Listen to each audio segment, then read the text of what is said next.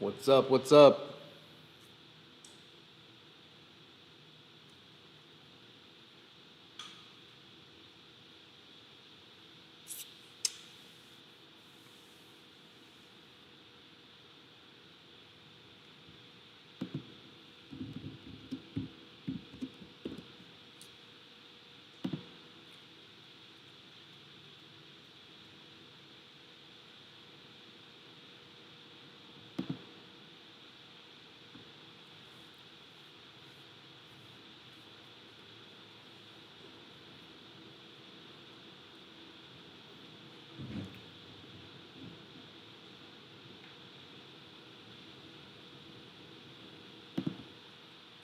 What it is. So, just playing with a little live stream setup. And yeah, I just figured you guys come hang out with me for a little while. How's that look? Everybody hear me? Let me see. Everybody hear me just fine? Kind of playing with a microphone setup. I actually ordered some stuff that'll hopefully make it better, but AZ in the house.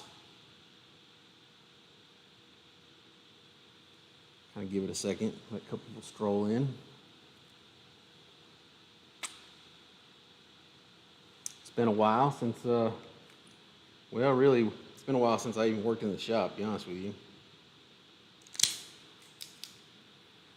And I want to kind of start doing some live streams every once in a while. I'm sure at some point I'll get a podcast going. Figured you hang out with me for a little bit, maybe maybe answer some questions.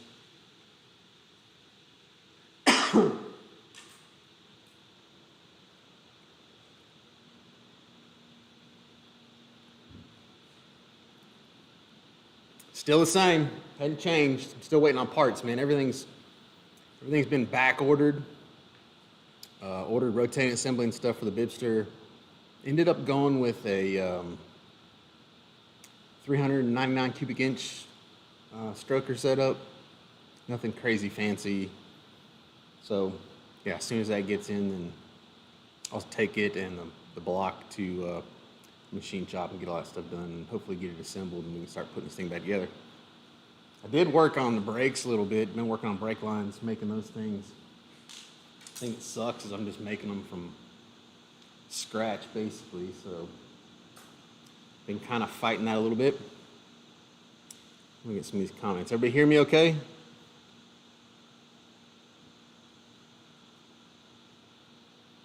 Stuck in a hotel room.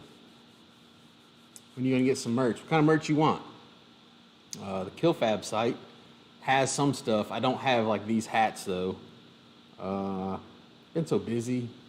I haven't really had time to focus on it. And little insight, I have this problem with if I can't like give you the best, if like I'm not 100% happy with what I'm gonna give you, then I just assume not do it. I don't know if that's a problem. So that's why I struggle with merch and stuff, because half the time I'm not happy with what's being delivered, and I don't want to send y'all crap.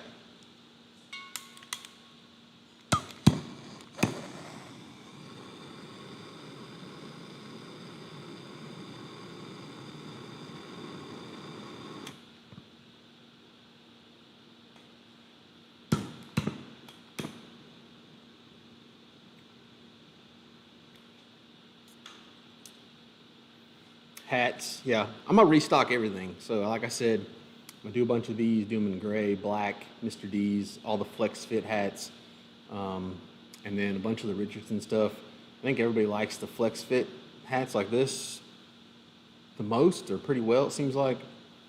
May even do some the Fab Forms ones, which I did a long time ago, probably 5 or 6 years ago now. So I'll probably bring those back as well. Yeah, just been busy, man. Like I said, I don't want to give you something that I'm not 100% happy with. I struggled with the flannels. I was really happy with parts of it. I wasn't happy with other parts of it, and ordered a couple samples and kind of worked with the suppliers, and man, I couldn't get them 100% dialed, and then springtime came around, so I'll probably work on those some more through the summer.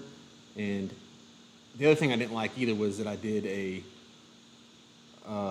pre-order, which is good because I kind of see the interest in what I was selling, but I didn't have my hands on the product before you ordered it. And so, like, you know, everybody kind of ordered it and was waiting on it, and then when the product came in, you know, it had to go out whether I liked it or not, for the most part. And so I don't want to do that again. So I'll probably just stock everything. I'll just, you know, stock everything ahead of time, and that way I can put my hands on every single piece of it before anybody orders any of it. So what y'all working on? Anybody working on anything special? Anything? Let's see what these comments say. Still doing IT work, man. New cigar lighter, yep. Sometimes these just work the best, you know.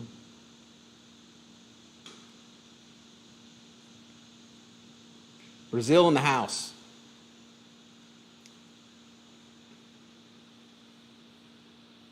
How long till the first drive of the Bibster? Man, I to be honest with you, I thought I'd already be driving the thing. I mean, honestly, it's getting so close now, but it's just one of those things where it just takes time, and obviously it hadn't happened. And then COVID, and, you know, the new shop. Matter of fact, I think I got a picture of the new shop. Let me show it. Check this out. So, been doing a lot of work, had it cleaned, had gravel delivered. Yeah, still a lot of work to do, but hopefully, maybe in the next month or two, I can kind of have that thing done and ready to lease. You know, ready for somebody to kind of move in there, and I can just hand it over to somebody else. That's the idea, at least. I'll tell you what's funny. So the shop, the new shop, is kind of the same deal with like the hats and the shirts and the flannels and everything. Like, I can't just let it be what it is. I gotta make it, you know, I gotta make it nice. I mean, that kind of sucks because somebody would probably love to have it just the way it is, but I can't do it. So that's the other thing that's taking so long on that deal. Let's see what else we got.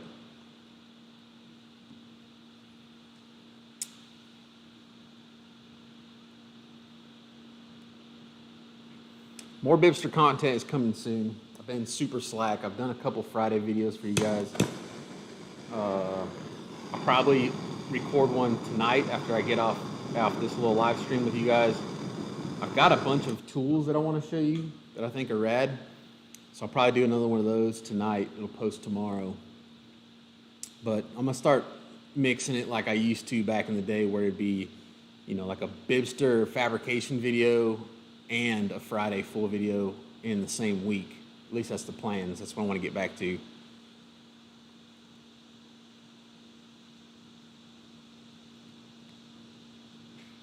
Lockdown in Australia. Georgia's close to me. I'm in South Carolina, but I'm probably only, let's see, maybe 20 minutes to the Georgia line, and then like 20 minutes to North Carolina line. I'm right in the corner up there.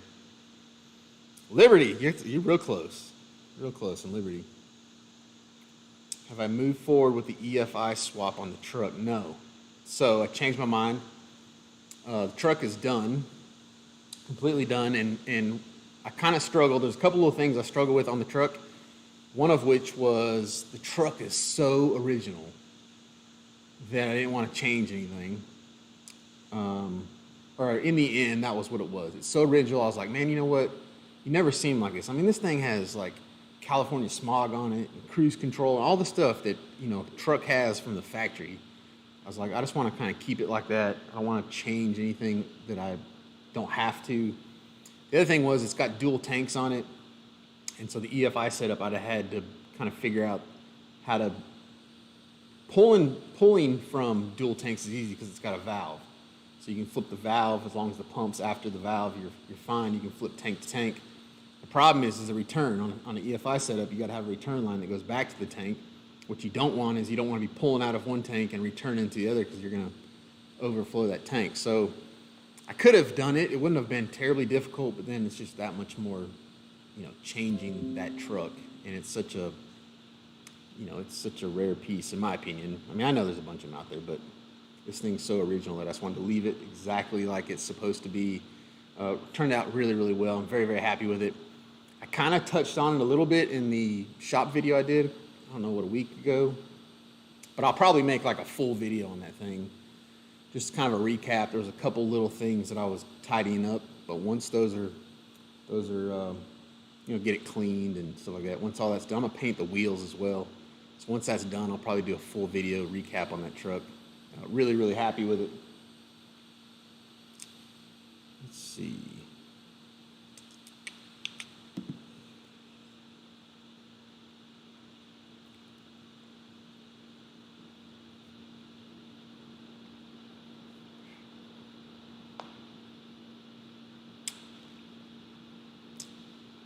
What's up, Canada?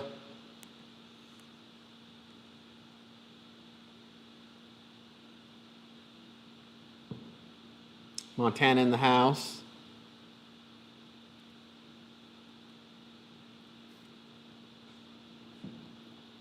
Right on, y'all are rocking it. So, any questions? Anybody got any questions other than where have I been? How come I haven't been doing work? That's one of the big questions, I'm sure. I will tell you, so schedule-wise, scheduling for me has been so crazy here lately, with the whole COVID thing. I was planning on going to Pitts, and then I was planning on going up to North Carolina for some welding classes, and SEMA was up in the air, and all these things were kind of up in the air, and so I didn't really make any definite plans because I didn't know what was going to happen. Right now, it looks like I may skip SEMA this year, but I may go to PRI, which is in Indy in December. May go up there. There was some talks about having this thing up there. I don't know if it's going to happen or not, but I haven't been to PRI in probably, 15 years maybe. Maybe it hadn't been that long. It's been a long time. So I'm kind of excited to go back there, and it's really close. It's a close flight for me, so that'll be an easy deal. And Indy's pretty nice in the wintertime, too.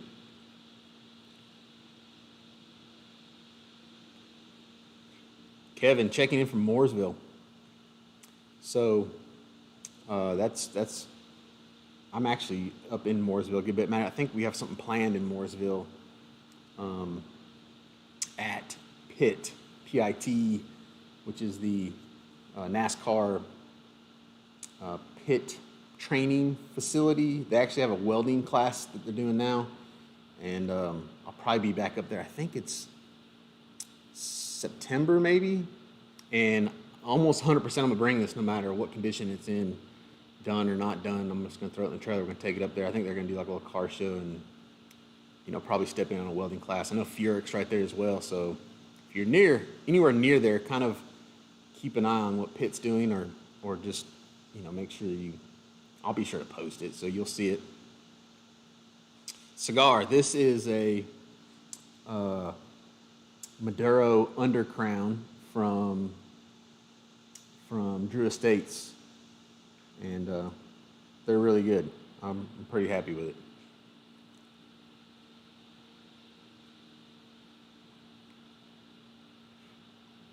Kansas in the house, North Carolina in the house. Yeah, Kevin, they got a killer facility. They got all new furnace machines, so like, if you want to put your hands on a furnace machine, that's the place to do it. Go take the class. They do an excellent job up there. They really got it figured out, and I really suggest anybody that lives anywhere near the Mooresville, North Carolina area, check out Pitt for the welding classes. They got everything from like beginner all the way up to, I think they even do like you can get certified and all that stuff. So, and they do TIG, MIG, stick, the whole 9 yards. So I've checked them out. They got some really good instructors. I've sat in on some of their classes before, and I was really impressed with what they got going on up there, which is why I want to continue to have a relationship with them. Arkansas in the house.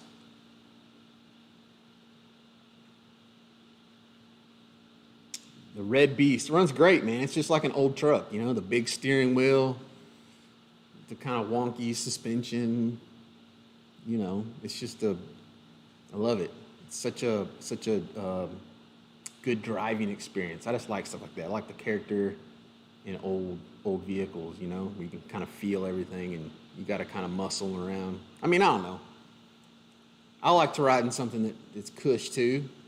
When you don't have to think about it, especially if you're gonna be driving a long ways. But there's something about driving some old vehicles that you just can't replicate, especially if they're manual and no power brakes, and you gotta like pump on that thing, and yeah, it just makes you feel like you're actually doing something.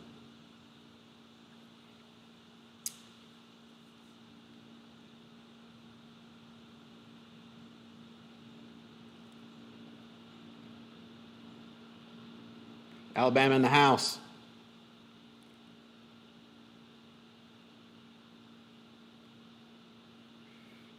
What was my first big build? Really, the Goose has been like my forever build. So I got that thing when I was 15, 16 years old, and I've just continually been jacking with it forever until its current state, which is something else I need to kind of get back on the channel as well. I mean, it's done.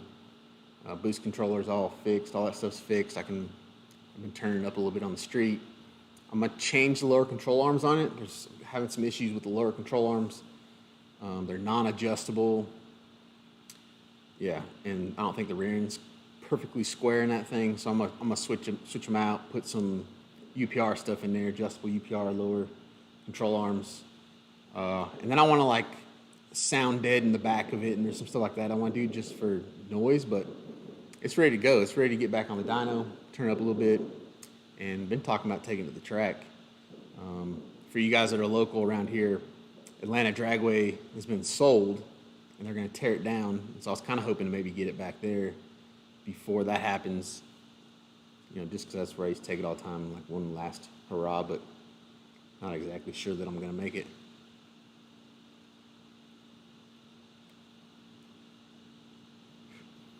No, the white Fox body was not my friend that passed away's car. My buddy Chuck actually has that car. It's blue, and you'll probably see some more of that as well. The plan this year for Pitt was to take that thing up there. So we were going to take the Bibster and his original car up there and kind of tell the story. And obviously didn't. Actually, Pitt ended up happening just in March, but we didn't go because we didn't really plan for it, because we didn't know if it was going to happen or not. So maybe next year. We may do Foxtoberfest too, which is in Kannapolis, North Carolina. So I think we might do that. It's in October. If you guys are around there, I'm sure you guys know of it. It's like the largest Fox body event that I've ever seen. It's all Fox bodies only, and it's a rad event. Probably gonna take this and Chad's car and kind of do what we plan to do at Pitt's there, but I'll, like I said, I'll be sure to kind of let you guys know what's going on. Favorite ride I own?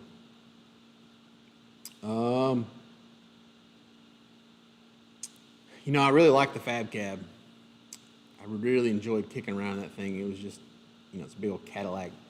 Kind of hate I sold it, but it is what it is. I don't know, I guess my favorite ride right now to get out and kick around in would be the truck. Maybe when I get the Goose kind of sound deadened and the lower control arms fixed and whatnot, maybe that'll be something I enjoy a little more right now. Not very enjoyable.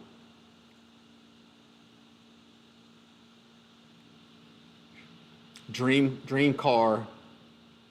What are your dream cars? Cars and truck or truck?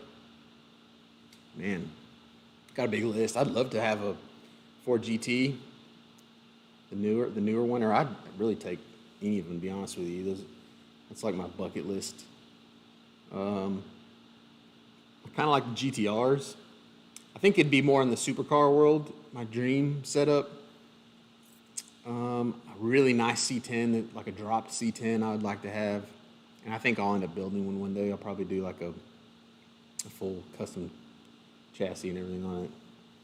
If I can ever get this one done.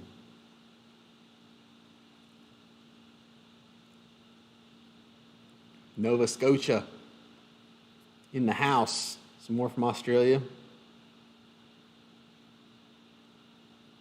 Cameras. So like right now I'm on a M50, Canon M50. I use it a lot here lately. I like it. It's nice and small. It's not the best quality, but you know, sometimes it's more about just trying to get the shot. I use it a lot. Got some GoPros that I'll occasionally use. I've got a Canon 6D I like to use sometimes. But yeah, this M50 is probably my choice right now. Oh, I've got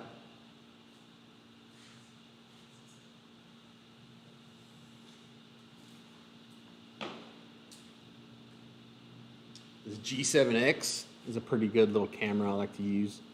I don't use it. This probably has the best quality picture in my opinion as far as like low light filming. The problem with this one though is it has a trouble focusing on my face.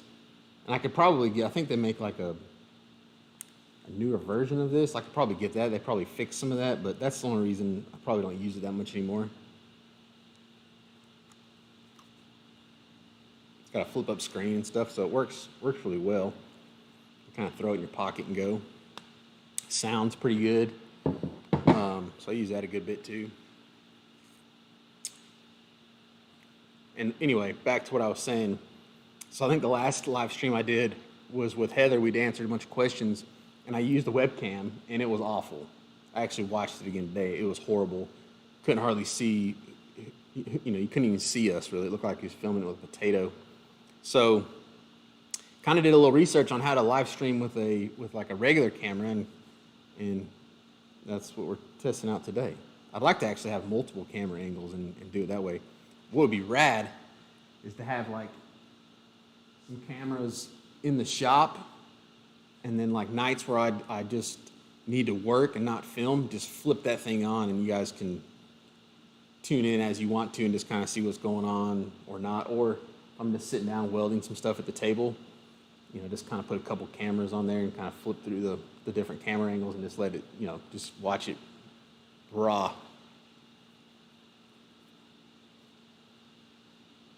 No body work on the front on the Bibster. So basically what you see is what it's going to be, except for doors. And then the rear section, I've got the rear sections over here. I'm still kind of working on it, but yeah, what you see on this thing is what you get. I mean, it's going to be hot rod. Big turbo motor hanging off the front. I'll come in here and kind of, you know, fix up some of this stuff, kind of tie it into the doors, but it's going to be all open wheel if it ever gets done.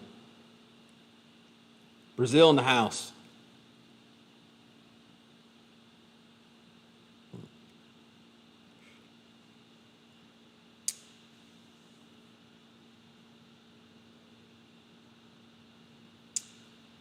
Right on. Death Sleds Motor Garage. You know what's crazy is I actually would love to build a bike and have been kind of researching some stuff a little bit, you know, about doing that. My problem is I used to have a bunch of motorcycles, or I've had motorcycles in the past, and I'm just too dangerous on them, and people don't know how to drive, and so for that reason, I probably won't ever ride one necessarily. I got too many people that depend on me. I got a bunch of kids, but I'd love to build one, and then just sell it or hang on to it, you know, whatever. Let my friends ride it.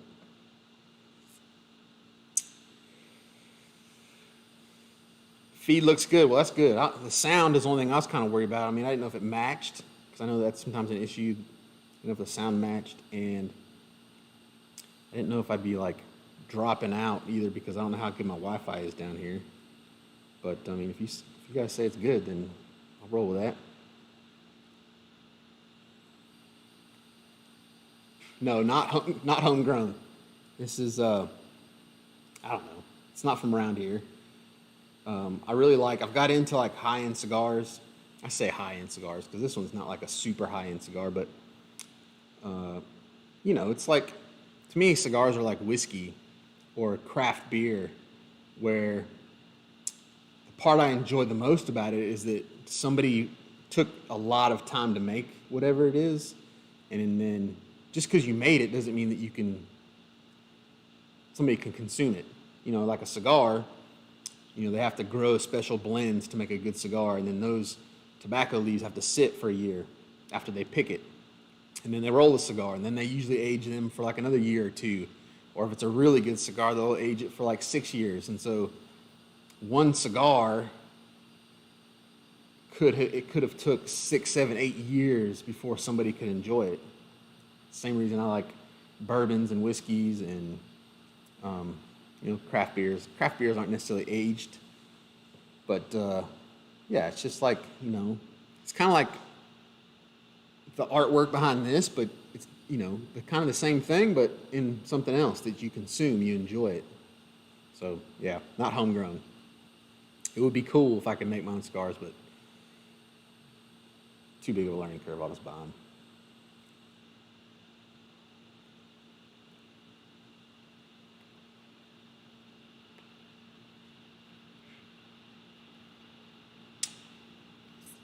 Yep, 4-year Fox body projects are understandable, for sure. I mean, hell, the Goose is like a 20-something year project for me now. I got that thing in probably like 94. About 20 years? More than that. Yeah, it's a long time. It's running though, so it counts, right? It's done. They're never finished, but it's done. Sound and video are awesome. Cool. That's what I want to know.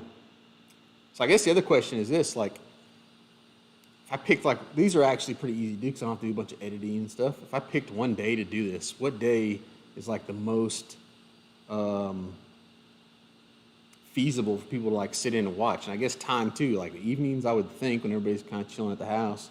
Is it like a Sunday thing, Sunday evening thing? Yeah, I'll drop it in the comments. Like if I was gonna do a live stream once a week or once every 2 weeks or something, I mean, obviously I would come up with something interesting to watch besides me smoking a cigar. But what day would work the best and what time? That's the other thing, is like time. You know, you got people from overseas in here. Obviously it's not evening there. I mean, here, look, check this out. This is what's cool too, is I can open up the back door. That's probably why you hear bugs and stuff, birds chirping. I get deer kind of coming through here. It's rad. I so enjoy it.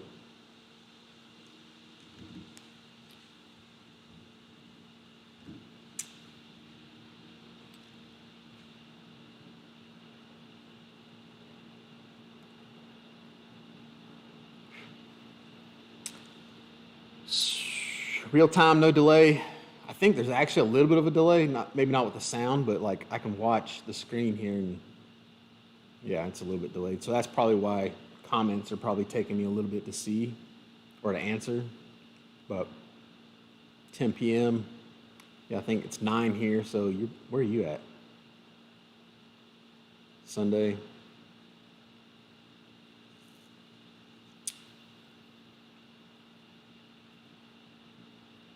So do I plan to keep my builds? I'll keep what you see I'll keep, except for maybe the white car. I mean, I may sell this thing one day if the right price comes along, but that's not the goal. The red truck will never go anywhere. That was my grandpa, my grandma, my grandpa's. I'll hang on to it forever. Pass it down to my boys probably. The Goose, I don't have any want to sell it, although I don't enjoy it as much as I should.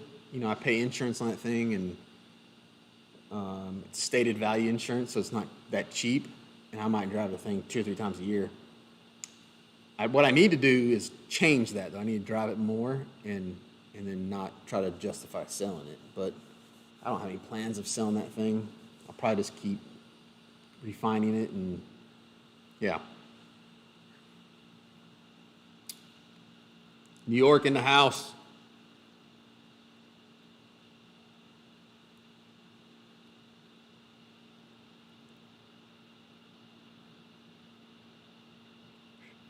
So I got another question. My demographic is usually like a little bit older, my age. Does anybody get on Twitch? Kind of looked at Twitch streaming. The thing about Twitch is you can like passively stream for hours, and for whatever reason, people like to watch that. So I don't know if there's viewership from you over there, but thought about that as well.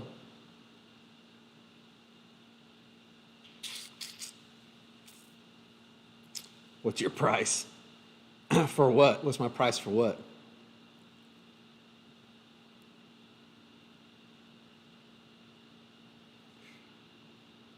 Las Vegas in the house. It's one of my favorite places to go. Love Vegas. That's why SEMA gives me a reason to go, but man, we have a lot of fun out there. It's a good time. Something about being around that much money.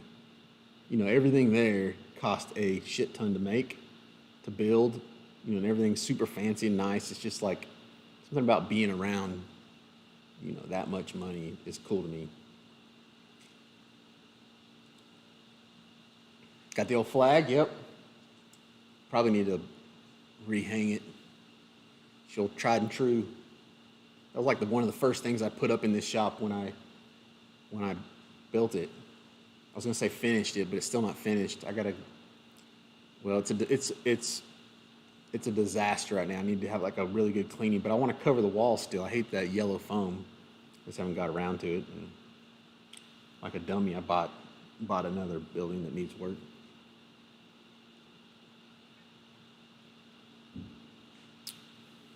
PA in the house. I think anyone can go to SEMA. Well, I take that back. I think there's like, you have to have like a business license, but I mean, it's really not that hard to get something like that. And I don't even know if you have to prove you have a business license. I think you can like just show a business card or something. You do have to pay though. I will tell you this. There are a shit ton of people at SEMA, and I guarantee you not all of them are businesses that are trying to buy and sell there. There's a ton of people who just come to check everything out and partake. And so whatever they've done to kind of get in the place, I think it's like $40 to get, you know, once you have like the little bit of credentials that you need, it's like $40 to get a pass. I always go with a media pass, which is kind of a pain in the ass because they really kind of run you through the grinder about showing that you belong there. And then, you know, usually I'll take somebody with me and I have to like prove all kinds of shit with them too. And then you have to know who's going to go because it takes like 3 months to get approved.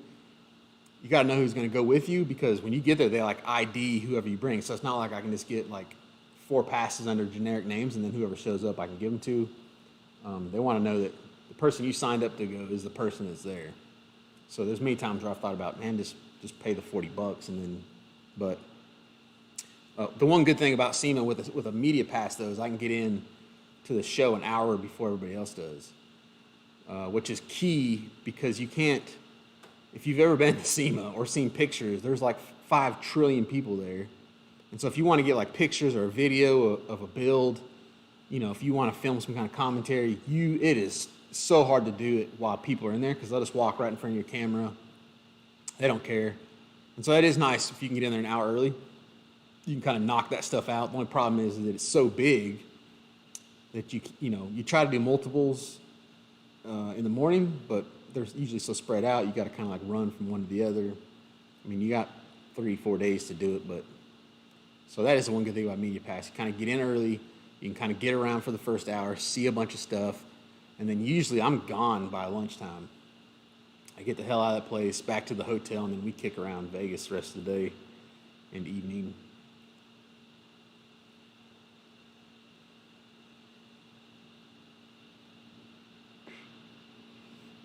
Twitch, so you're going to stream some stuff of your shop being built or after you get it built of you working in it? So that's kind of what I thought about doing. I'll probably play with it once I get, once I get all this stuff kind of dialed in, I'll probably play over there a little bit. I have a Twitch account. I just don't have anything on it.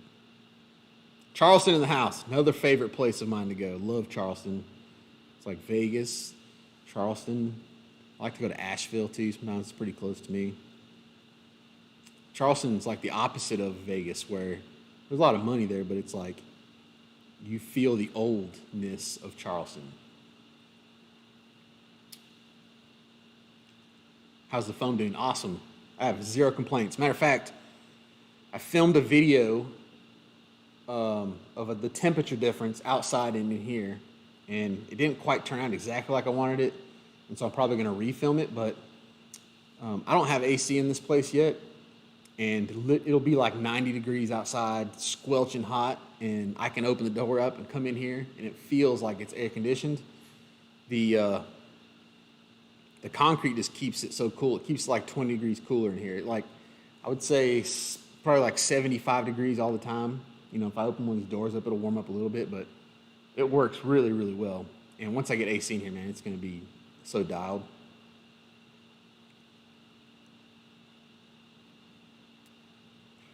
Appreciate you tuning in, Death Sled.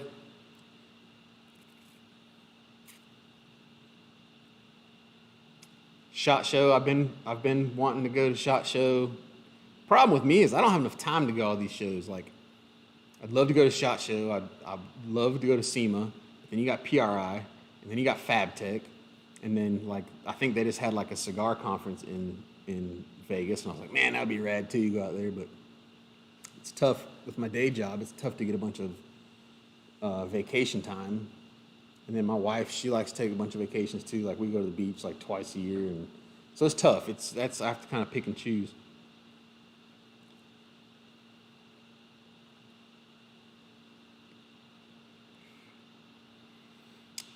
Anything else? Any questions? Probably missed a bunch of stuff. Favorite tool of all time. My favorite tool of all time is probably, well, it really depends on when you say tool. But like my favorite thing of all time is a plasma cutter. Those things just come in so clutch when you need them. And they're probably the one tool that makes life astronomically easier. I don't even know how to word that. Like it makes life so, yeah. You know, like I guess if you like thought of like a handsaw and then a sawzall, like a sawzall makes your job, you know, a certain amount easier. A plasma cutter is one of those things that's like exponential. Like it has a bunch of uses. You can blast little holes. You can blast off rivets. You can cut through metal like butter. And so every time I use one, man, it just makes me happy. It's like blasting through stuff. So it's probably my favorite tool, even though I don't use it that much, especially now because I'm not really needing it. But man, when you need to cut some stuff that's going to be a pain in the butt or grind something off, it's going to be a pain in the butt. Plasma cutter is the way to go. Speaking of plasma cutters, I'm supposed to have a plasma table coming. CNC plasma table coming. I finally started working with somebody, so I don't have a date yet. I hope soon, but you know, with the whole COVID thing, a lot of this stuff is hard to get a hold of, and so it's kind of been pushed back.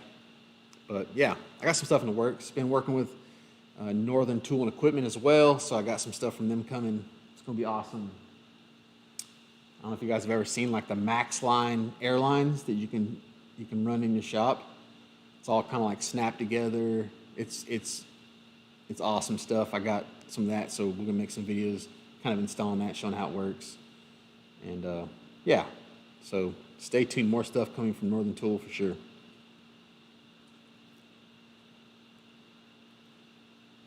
What's my day job? I do IT work for local government.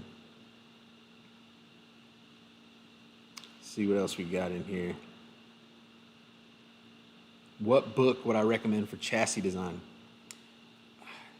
To be honest with you, I don't know. I mean, you can get a lot of really good ideas from like the SFI certifications that like NHRA puts out, or like if you're into drifting, I think that organization has their own kind of chassis blueprints that you can get from them.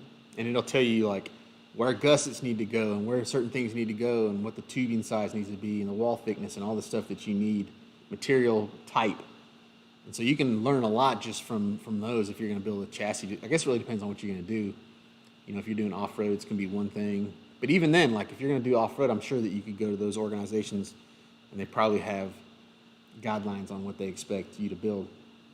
And then the way I look at it is they've done all the engineering for you. So even if you're not going to run in the organization, they've already done all the engineering on what's going to be strong and stiff and safe and all that stuff. So you can kind of just model your build after that, and it'll get you, you know, kind of eliminate a lot of headaches and whatnot.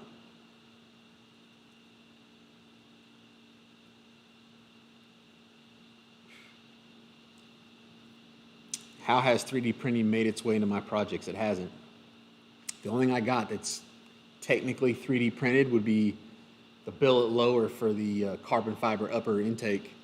That's technically, it's not printed, but it's 3D machined. I would love to have one. I've actually thought about doing one, ordering some kind of 3D printer. I think it'd be rad for like a lot of the interior pieces. You know, I can kind of make my own custom bezels or, you know, like bezels around the gauge pods or door bezels or any of that kind of stuff. And so it may still happen. I think once I get closer to that point where I need to make like little intricate finishing pieces on this thing, I may order one and start playing with it. But right now, I mean, I got bigger fish to fry on this thing. So they're very useful though, for sure. I actually looked at a bunch of like high-end ones at FabTech a couple years ago. They had one that like would 3D print carbon fiber, and I was like, yeah, that'd be rad. Make your own brackets, engine brackets and stuff. That'd be cool.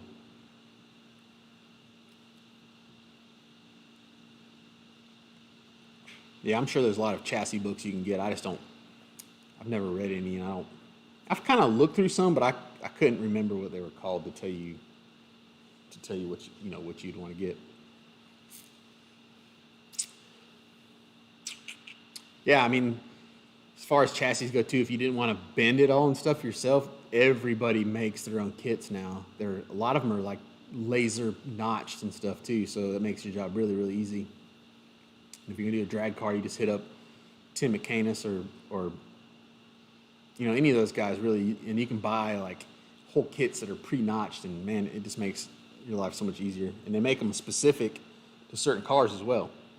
So if you're doing, you know, G body or Fox body or something like that, they make them where it's all pre-cut for that particular vehicle.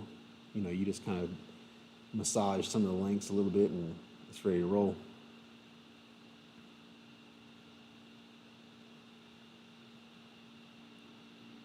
Tell you another project I love to do too would be like a Factory 5 setup. I would love to take one of those and put my little touch on it. They actually make a supercar called the GTM, if you guys aren't familiar, that I think would be rad to build.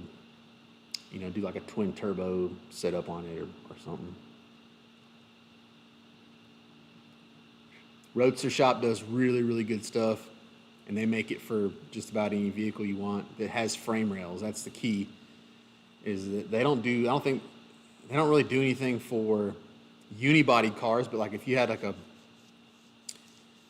they made a chassis for an old Bronco that was at SEMA one year. It was awesome. They do a lot of stuff like the Camaros and a lot of the G-body stuff. I mean, anything that really had frame rails from the factory. They make C10s. They make awesome C10 stuff. So yeah, I mean, you could go that route for sure. In-house classes on the English wheel. Yes. So I want to do that.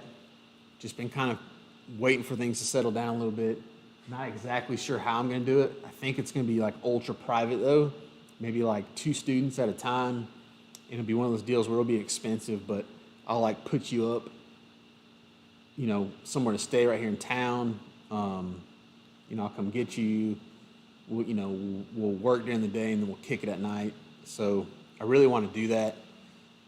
Probably be really small classes though. Probably be, you know, kind of hard to get in. But it's still on my list.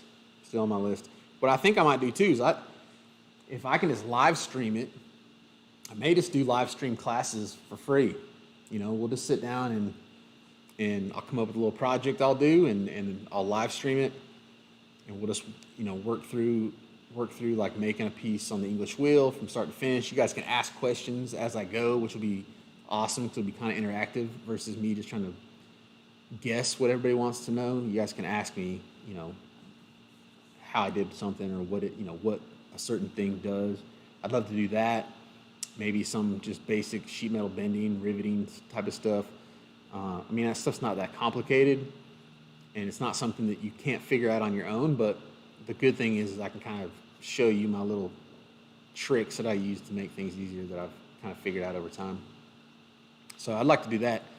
That's kind of goes back to the live stream thing too. You know, if I can get to where I'm doing live streams like every Sunday and you guys get used to kind of tuning in, then yeah, I'll do that. I'll just pick a thing based on even like what you guys want to see, and then we'll sit down and do a little live stream training. I don't know if I'm teacher, if I'm like teacher material, but I can wing it, I guess, figure it out.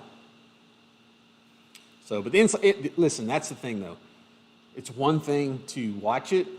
It would be a totally different experience to like hang out here, put your hands on some stuff, and yeah, just hang out. And then, you know, even like after hours, man, you know, just some conversation and stuff, you're going to learn. Just, that's how I learn. I like pick somebody that knows more than I do, and I want to sit down and drink a beer and just shoot the shit. And that's how I learn the most that way, through those people. You ask those questions that you wouldn't think of normally. So that's the advantage to come hanging out here. And then you kind of see the Bibster in person, which, I mean, it's going to be out too, but, you know, it'd be cool to come to the class as well. It just won't be free.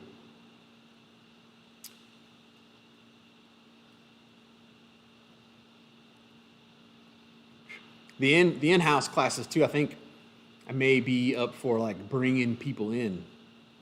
So, you know, bringing in Furyk, and he could like show some titanium welding, or, you know, he's a much better TIG welder than I am, so like he can do stuff like that. So maybe I can talk to him. He can come in for one of the days, or, you know, a chassis guy that you know, can give input, give points that are better than what I could, or just different than what I could, or a sheet metal guy, whatever. So that'd be cool too. I know, you know, I've got to meet a bunch of people in the industry over the years, and so that'd be rad. I can kind of call on them to come sit in on those classes.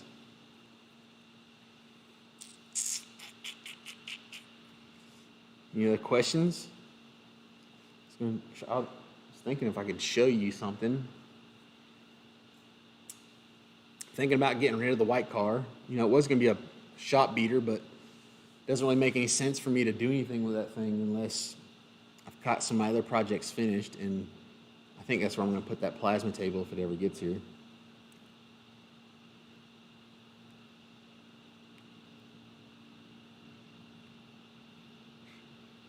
TIG welder for a beginner.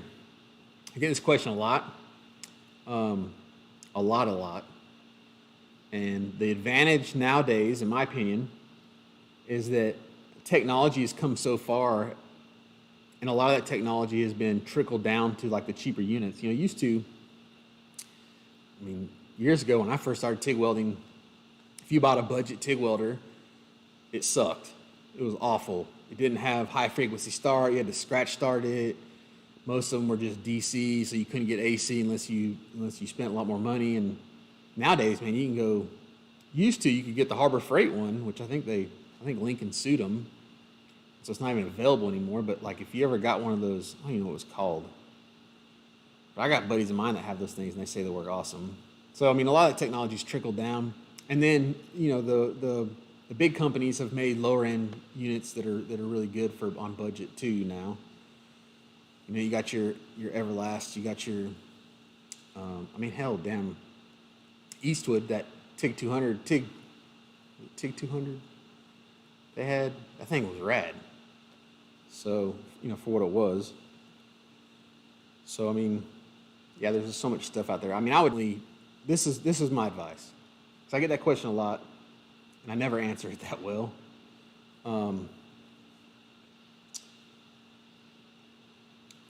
stretch and buy the best machine you can afford. That's my vote.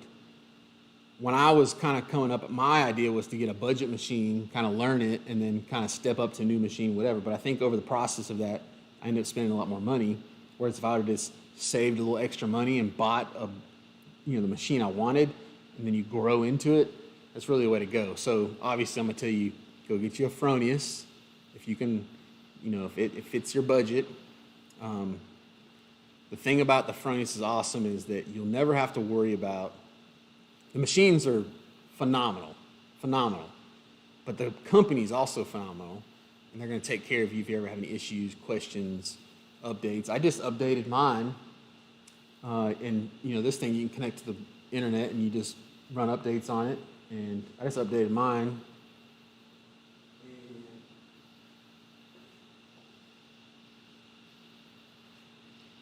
Now it uses a wireless pedal. So that's cool. And then, it's got the hoods now that connect to that thing, which actually auto darken before the strike of the arc. So there is no delay between, most hoods will, when it sees the arc strike, then it darkens, which they work, but if you're doing a lot of welding, you can get welder fatigue through that because you still get that little flash even though you don't see it. This thing knows when you're about to strike the arc, and so when it darkens the hood just before it actually does it. And the thing that's rad is the way they've got it set up is as they come out with new stuff, it's gonna, they'll just release a new firmware update and you can download that stuff and use it. But anyway, stretch, buy the best machine you can. Then, all that technology now is trickling down so you can get really good stuff for a reasonable price. I would get one from a welding manufacturer that can support you if you ever have any issues with it. That's my advice. I hope that helps. Epoxy floor is doing awesome. I love this stuff. Thought about putting it in the new building, even though it's kind of unnecessary, but it's so durable, man. I have had zero issues with this epoxy floor. And the only time I've ever had any spots come up is like if I dropped a big heavy piece of metal that actually chipped out the concrete. And I've had all kinds of cars and stuff in here. Matter of fact, I don't know if you can see it, but I've got a iron worker, that Scotchman iron worker over there. We brought that thing in on a skid steer that had tracks. And so, it was like sliding on the floor with that big heavy piece on it. Didn't even phase it. Worth every penny, 100%. Trying to think of the name. It was called, I don't know, I did some videos on it. Aqua something? It's rad. It's rad. It's a two-part deal. You mix it and then apply it. You apply it thin, and you can spill gas, brake fluid, let brake fluid sit on it overnight, come back the next day, you wipe it up, no problem. Aquapon? It's called Aquapon. Appreciate it, William.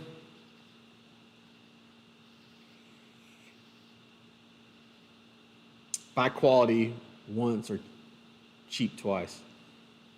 It's true.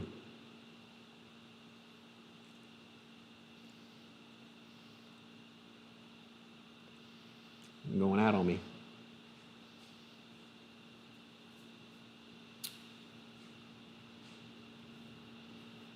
To prep the concrete now, I think that's the key with any epoxy floor.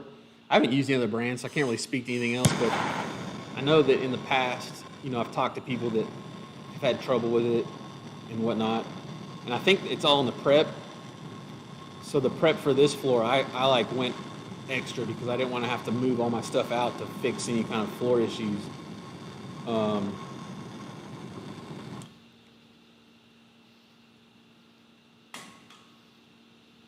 So I washed it really, really well, and then I acid etched all the concrete, and then I even took like a big push broom and put like a towel down that was like folded up, and I would like spray a row with water, think I started off with water and cleaner at first, and I would literally just like push that whole strip. And I did that like 6 times over like 3 days until like I could push that towel across the ground and like I could pick it up and it wouldn't be dirty. Like that's how clean I got it before I put it down, which I think is the key for sure.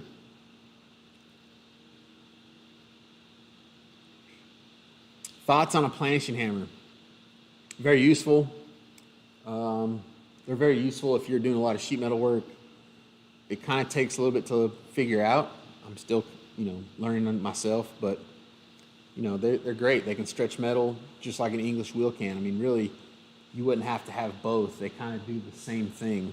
A planation hammer, you can get into a lot tighter spaces versus an English wheel. Yeah, Aquapon from PPG, I think it is. I'm telling you, it is a bomb. If you're gonna put epoxy down, I highly recommend it. Appreciate it. This shop was like one of those dream deals. Still not done. I want to do a bunch of artwork and stuff in here too. Some graffiti on the walls, and it's a process.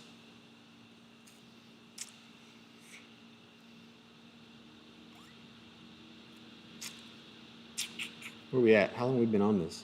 56 minutes. It's pretty good. So you think thumbs up on the live streams, huh? If we can do some Sunday evening live streams or something, maybe partly educational. One coat of the epoxy on this thing. You can do multiples, or you can just put it on pretty heavy if you want. This is not even really that heavy, and I just did one coat. Did it all by myself. Just start at one end and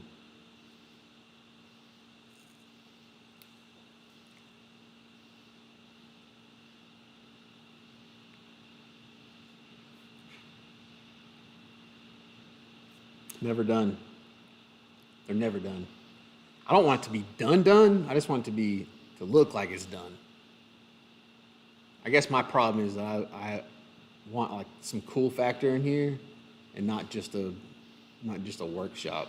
I want to like come hang out in here and watch racing, on the TV or whatever.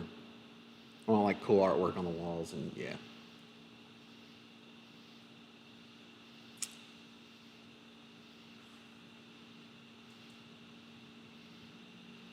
Swisher. It's not a swisher. This is just a Maduro, which is like a standard cigar flavor. It's not sweet or anything. It's not flavored at all, other than by the tobacco leaves themselves. But this is a Maduro, which is like a darker leaf cigar. This is by Drew Estates.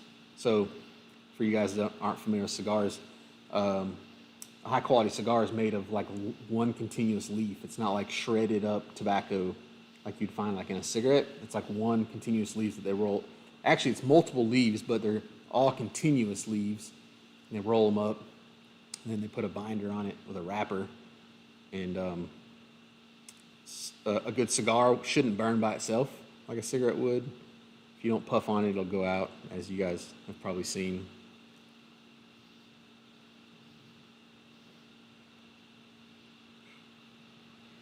So anyway, long story short is more content. I'm gonna get back to it. I gotta get back in here. I've been busy, so I don't feel like I've been slack.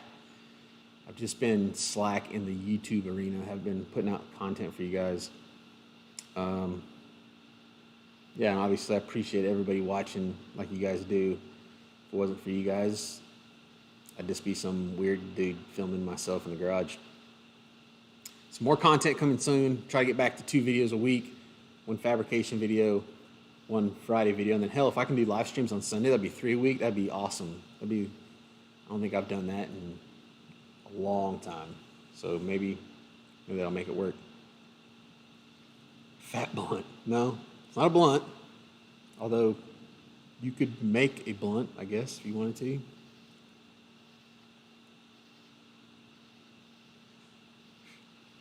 Can they show us your latest tool? Unless that's already been asked. The only problem with my little setup I got going on right now, because I got the laptop here and microphone and everything's plugged in, I just can't move much. I've got a bunch of tools though. Stay tuned tomorrow, Friday tool video. That'll be my latest tool setup I got. It's a pretty good one. So yeah, I'll bring you guys that tomorrow. Tune in. Probably try to get it up around lunchtime, maybe a little bit after.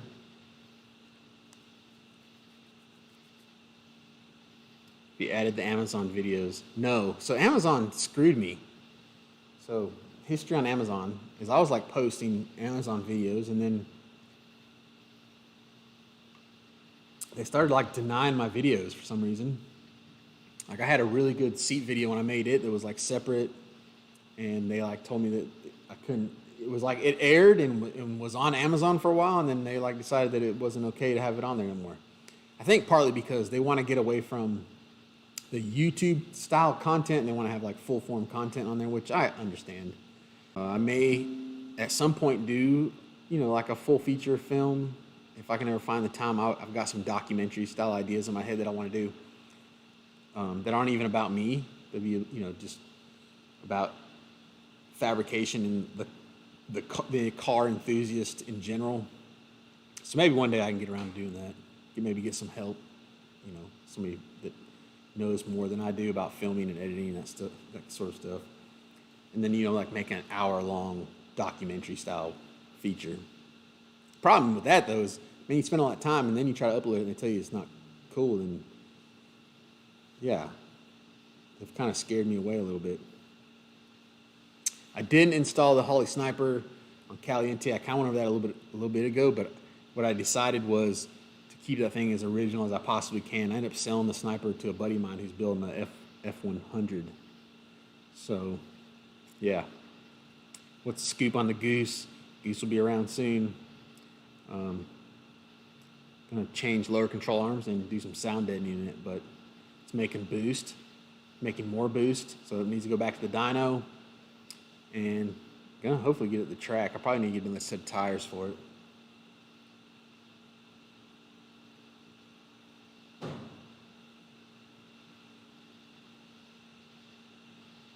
All right, well,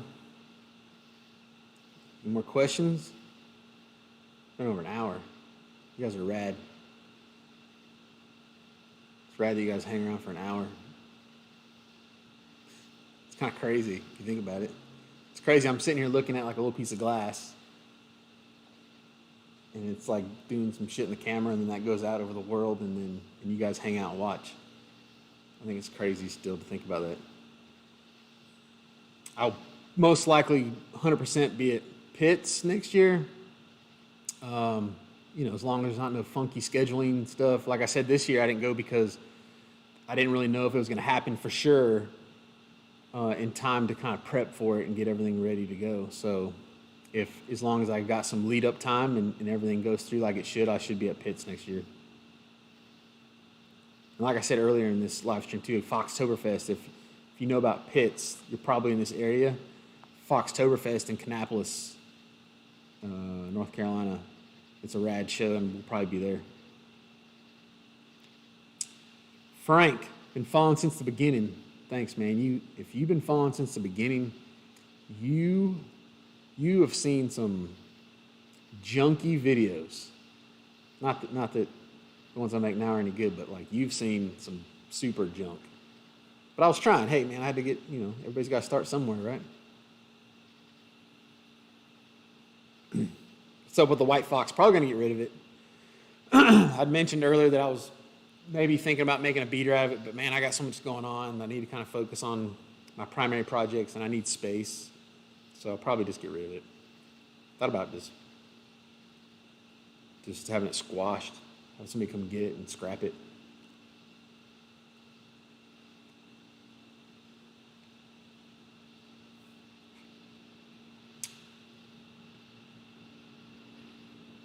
More videos of the Bibster, hopefully next week. That's the plans. I'm gonna try to get a Bibster video out next week. I tell you where I struggle with the Bibster right now is that the work I'm doing on it now is not cool. It's not, in my eyes, it's not something that somebody would want to watch. You know, I'm making brake lines. I'm like bending brake lines and stuff. So that's why I hadn't really put out any videos on it.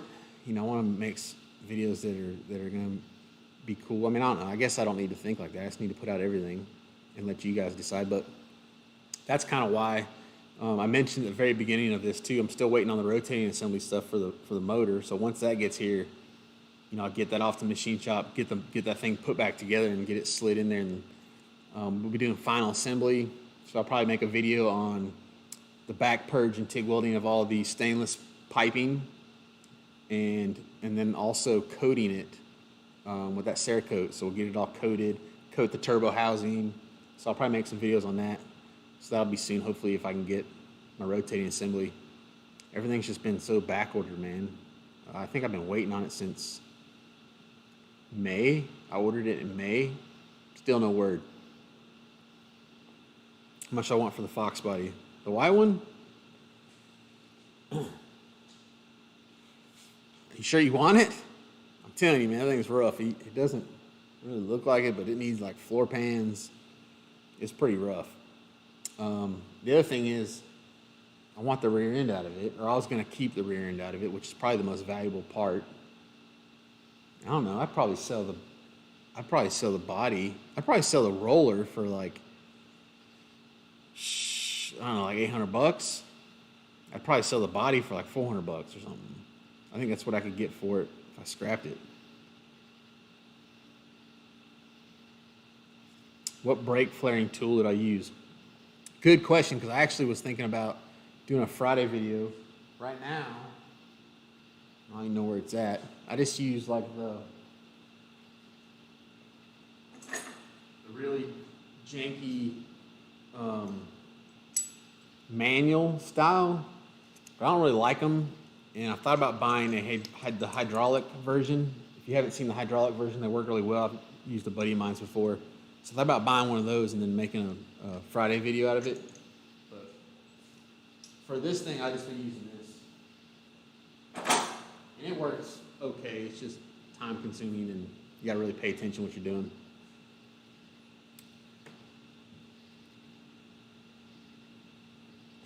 I think you can get those kits for like $35. They're cheap.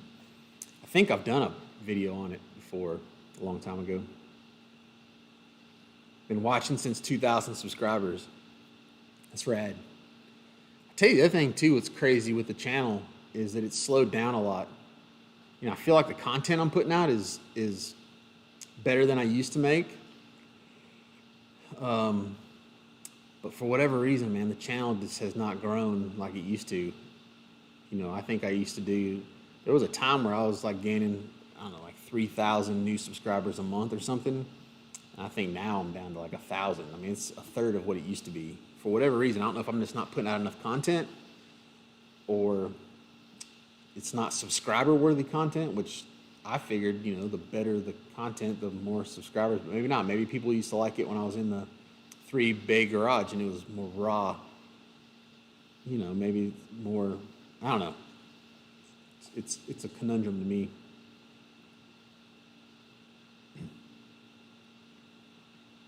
Any suggestions for beginner YouTubers doing welding and fabrication videos? Yes.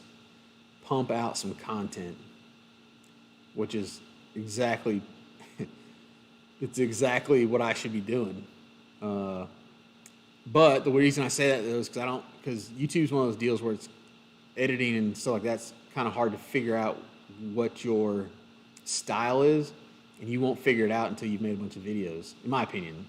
So I always tell everybody, like, just put your head down, make like 100 videos, and don't worry about analytics and if you're making money and all, and subscribers and all that stuff. Don't worry about none of that.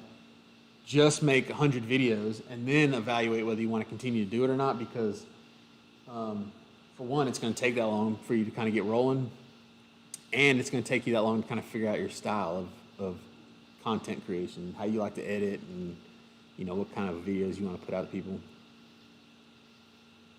What made you want to make YouTube videos? So way back, back in the forum days when people were into forums.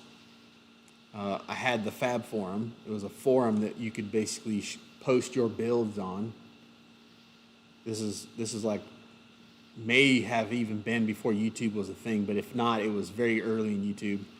And then what I started doing is I started using YouTube as a way to market the forums. So I'd like make these little crappy videos that would basically show some kind of builds happening. They're mainly just like pictures of a build like in progress. And then I would put, at the end of the video, I'd say, hey, post your builds over here at the Fab forums. Well, forums died and YouTube took off. And so I was like, okay, well, maybe I don't need to be over here. Maybe I need to be focusing on YouTube. And that's kind of how it started, all on accident.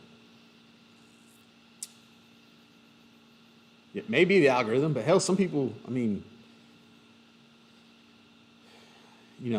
the algorithm works for some folks. It don't work for me, it doesn't seem like, though. Which I'm not going to blame it on the algorithm. I'm gonna try to figure out what I'm doing that's different or not right. Can't blame everything on the algorithm.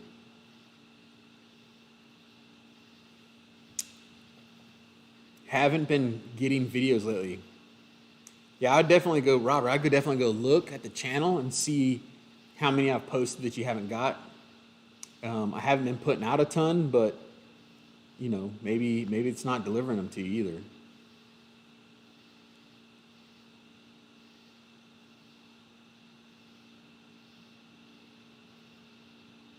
Yeah, I could do a shop tour. I need to clean up, but I could do that now that I'm kind of settled in, kind of show you how everything is laid out, and maybe that's an idea I'll have to keep in mind. Do a little shop tour. I'll do it MTV Crib style.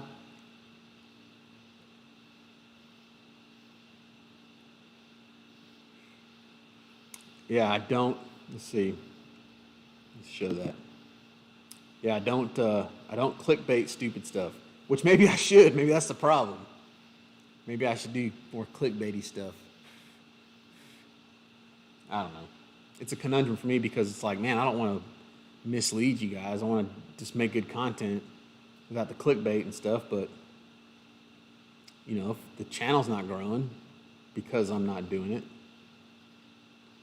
I don't know. What's your favorite shop food? Pizza and burgers. Yeah, I'm a wings guy for sure. Wings, I like wings. Love tacos.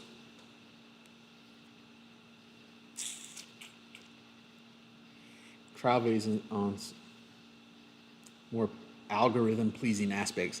I will tell you this, romp dude. I'll tell you this. I have tried to be very true to myself over the years. And so, I make the content that I like versus trying to, pander to views. I think there was a time in my YouTube where I kind of did that. I kind of pandered a little bit. And what I found is if I wasn't doing it for the right reasons, I didn't want to do it.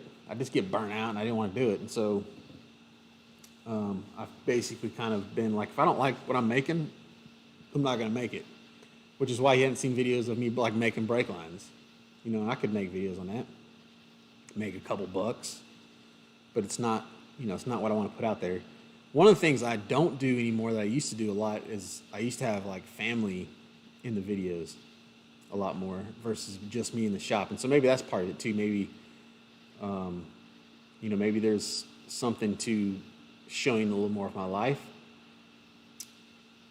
that's kind of appealing to folks versus just me welding or bending or beating on something.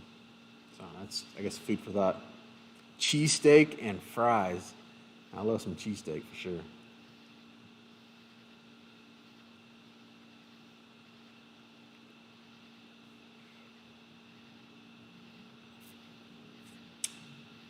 Yeah, I won't ever do any garbage. I try not to do garbage videos.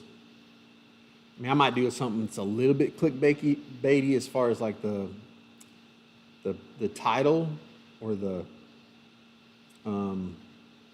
thumbnail, but I try to keep it as true as I possibly can. and still make it halfway interesting enough for somebody to click on. But the actual videos themselves, man, it's tough for me to just make garbage videos.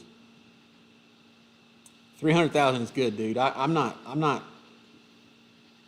very blessed to kind of have what I've got. I don't want to act like I don't appreciate you guys and everybody that's ever subscribed to the channel and supported what I do. Because I do.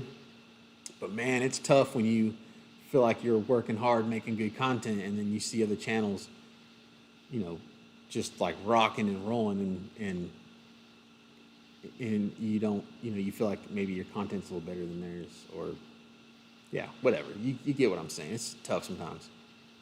But yeah, I'm definitely thankful for what I got. And matter of fact, if I didn't get another subscriber, if all I did was made videos for the current people who watch, I'm okay with that. You guys can ride along on this journey, and I'll be good with that. Vlog days. What is happening with the projects? I like to vlog. The problem is, man, they just don't do that well. And so maybe that's why I don't do them. Maybe I should. Maybe I shouldn't pander to views. Maybe I should just quit looking at how many views they get and just like make what I want to make, which is kind of what I was saying I do, but maybe I don't do that.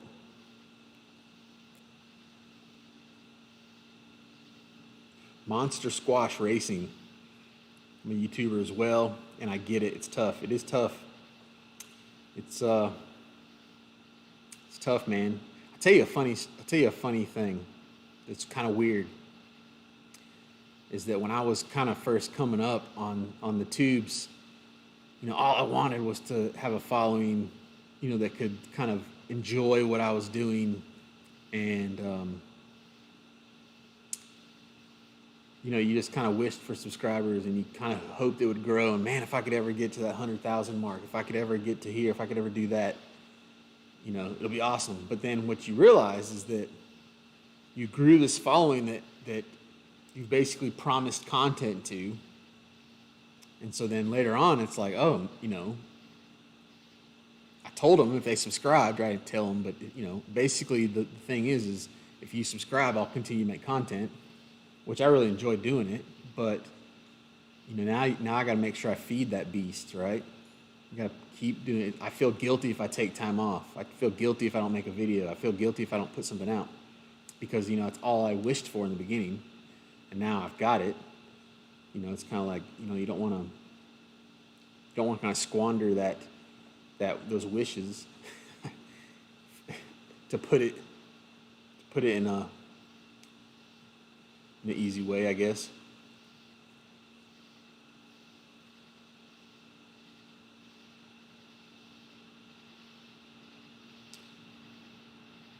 Pull one of those vids every day for a month, see what happens. Yeah, I actually think that benefits. So that's part of the algorithm thing. I think if I put up more content, problem is with my day job, it's tough. If I didn't have that, I would literally put out a video a day, because I think there is power in that. The way the algorithm searches and they play your videos. And maybe that's what I do. Maybe I need to make some videos and start stacking them, and then release 30 of them in a row, one every day for a month, and kind of see how that plays.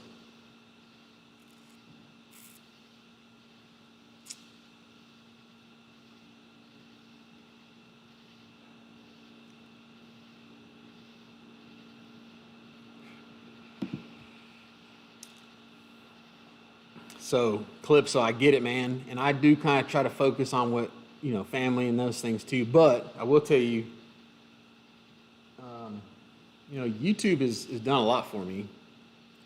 A lot of stuff that I have, I wouldn't have if it wasn't for YouTube. So it's like, it's like this tug and pull of, I wouldn't have been able to build this thing if it wasn't for YouTube, or if I did, it would have took me a lot longer, just because to finance a build like this and the tools that it takes to make it, would be more of a burden financially on me, whereas, I can kind of use YouTube to fund my builds. And so that's a big thing for me, is I'm not just throwing my, my regular work money and stuff, which is tough sometimes, especially when, mortgages and car insurance and all that stuff takes a majority of your money. It's hard to put it into these builds that aren't really that necessary to have. That's the great thing about YouTube, is that it can kind of fund these for me. I make content, I get paid on it. I can take that money, put it back in there to make more content, and get paid on it, and it kind of it funds these for me. It's like a sponsorship almost, without actually going to companies, right?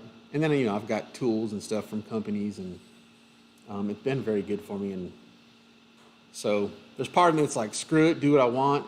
Don't worry about YouTube, go focus on the family, which I do. But there's another part too. It's like, man, if I want to continue to be able to do the stuff that I love and be creative, I gotta have something fund it. To buy these tools and parts, and it's not cheap at all. That's for sure.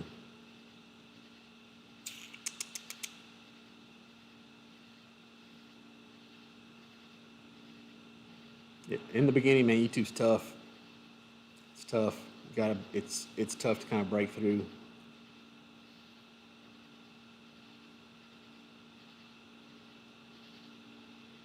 If you didn't watch YouTube, you wouldn't know what a Clico is.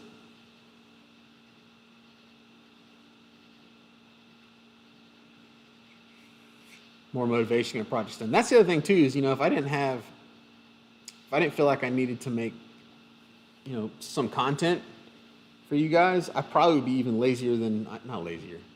I would probably be slower than I am on these projects. It's like the days I don't really want to work on something out here, but I got to make a video. It makes me get out here and work.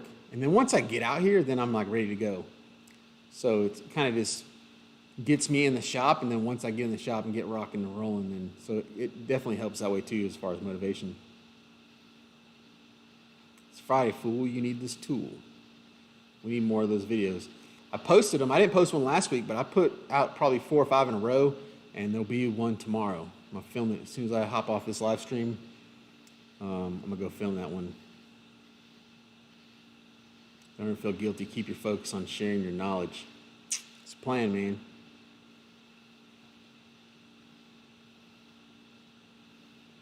Cool. Well, I'll let you guys go, man. You guys have been hanging around for like an hour and a half. Yeah. Appreciate it. Sundays. We'll try to do this again. Try to do Sunday live streams. I'll try to come up with something a little more interesting next time. Maybe I'll have my camera equipment figured out a little bit better. I'd like to do multiple camera angles, so maybe we'll do that. Any last things before we go? Being in the Freedom 500, it'd be fun, man. It's one of those deals you got to get invited, though. So, if it happens, I'll definitely take them up on it. Go out there and squash those boys. I don't know. Obviously, they know what they're doing. Am I going to collaborate with other YouTubers? I'll tell you what's weird about that is I've tried.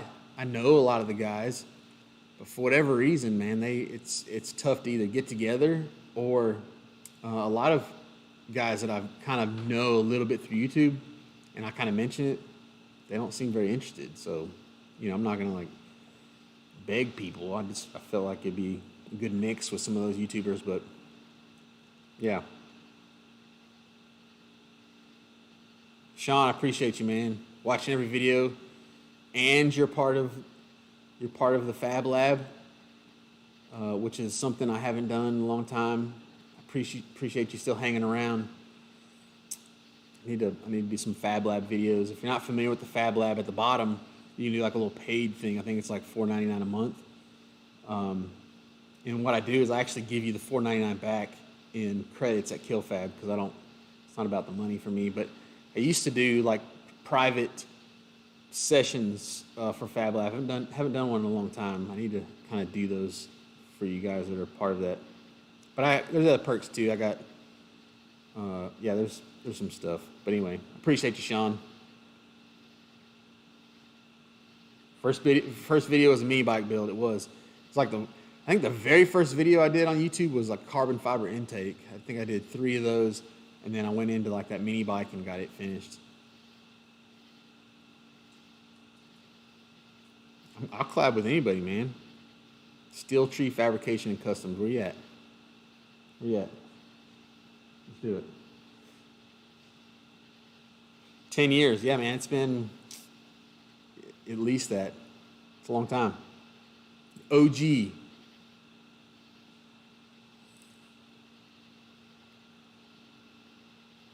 NTH Welding. I love the square bodies. I actually love all the C10s. I don't know if some of you guys have seen the Crown Spoil I did. I wish I still had that truck. It was a 64 C10. I loved it. That kind of got me started with the C10s. And then I did the Black Pearl.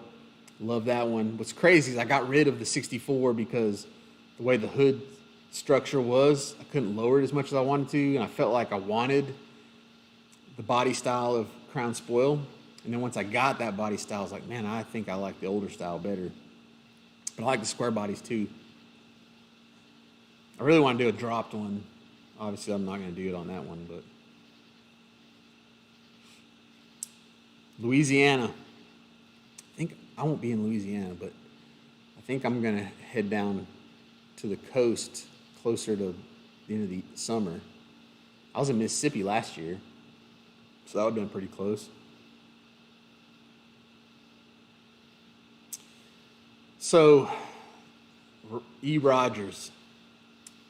Public location, I like that idea too, and I have this new building I bought, and I've thought about doing like a meet and greet cruise in there before I lease it. And so stay tuned for that. Anybody that's kind of local or would make the drive to the upstate of South Carolina, I'll be sure to post the crap out of it, but may make that happen. May do like a cruise in, meet and greet, and I'll just do it at a public place there where everybody can come and hang out. Cheers, John. Appreciate it. Canada in the house. Aeronautical Training Center. Where's that at? Is that on the coast?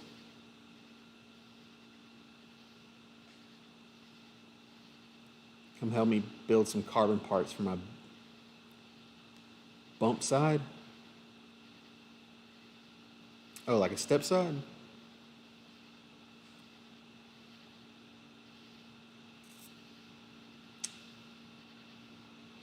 Might be running out of room. Yeah, kind of. If I cleaned up, it wouldn't be that bad. I mean, I got junk everywhere in here, man. And I've actually got a spot for the red truck beside the Goose over there. So I could kind of back it up and put it in there. And all this would be open. And really, my Dodge doesn't need to be in here either. So I got plenty of space. And I mean, the way I like to work too is I like things wide open. So I mean, I got plenty of space, but I figure if I run out of space in here, then I just got too many projects. There's plenty of space in here. I just need to organize, clean up, and if I get rid of that white car, which I do want some more shop equipment. Like I said, I've got a plasma table, hopefully in the works, and I really want to kind of finish out the rest of the work side of the shop. Greetings from Cali. We're at in Cali, Richard. Where you at? I grew up in San Jose. Charleston in the house. Love it. Love it down there. Biloxi. Yeah, I'm trying to think where I was at in this. I don't remember. Taking a welder course school or just spending that money on a welder and teaching yourself. It depends on what kind of person you are. Like if you're a hands-on person and you feel like you can figure things out pretty easily, I just buy the machine and go. But now I will tell you this: if you take a course, take a welding class, it'll speed up your learning curve astronomically. I mean, you'll learn a lot of stuff that might take you years to figure out on your own. So I mean, I'd do both. Take a good class. Get you a good welder. It'll be worth every penny on both sides.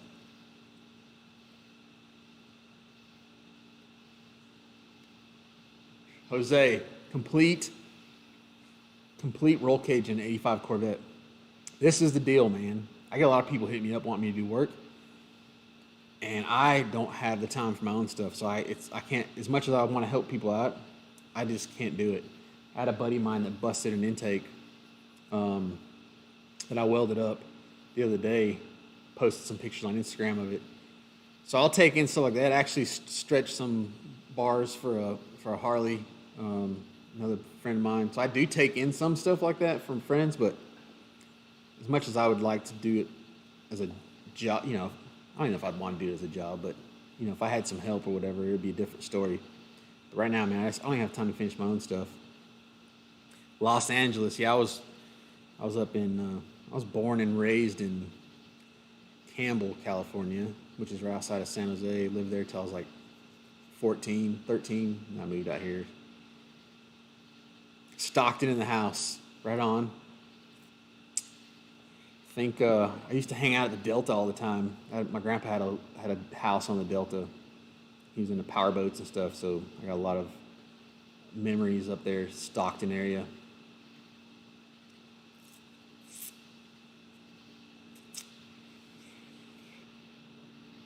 ETA on the Bibster motor. Don't know, man. I'm waiting on parts, waiting on the rotating assembly.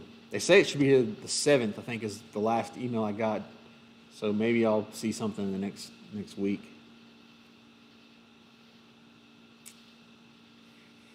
Appreciate it, Rod Moto. Where did you get the phrase, go do work, son? That's the best. It helps motivate me to get off my ass. I mean, that's not something I came up with, obviously. I mean, a lot of people have been saying that. I think the moment I really, really liked it was, and this may be, you guys may not know who I'm talking about, but John Urist. For you guys out there that know John Urist, he races, used to race, I think he's kind of racing still some, but he used to race in the NMRA, won a couple national championships in the NMRA and Street Outlaw, and years ago he did a little promo video, and I think he said, do work, son, or something like that, and I think it just stuck in my head, for years, and then, then I started saying it on the channel, and yeah, I've actually got some new stickers coming. I've got some new Do Work Son stickers. And for those guys that remember the podcast I did with Beeve from Tactical Baby Gear, I've got some Do Gangster Shit stickers coming too. So I'll be sure to tell you when those things are here. And yeah, they're rad too. I had somebody actually design them, so they're not the janking design skills of mine. Huge fan of your work. Appreciate it, man. Appreciate it. Trying to learn something every day. Greetings from Detroit. Robin Black. Yeah, I could see them saying it. That was a cool show, too. I used to watch a little bit of that. I don't remember them saying it, but that didn't surprise me. Michigan in the house. Bibster inspired me to build my car. It's awesome, man. That's what all this is about.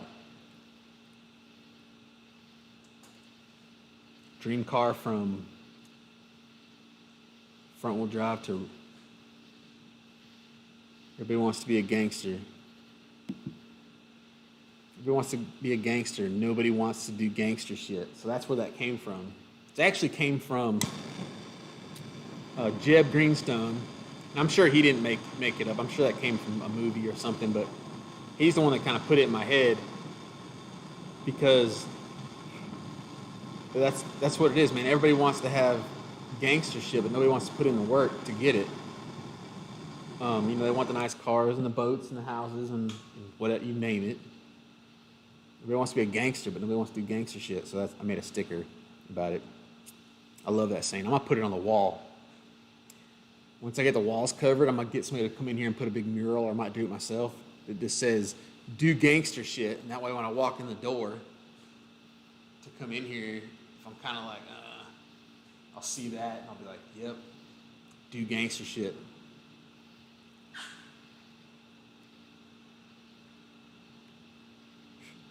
Flatbed. So I'm in South Carolina. I'm just north of you.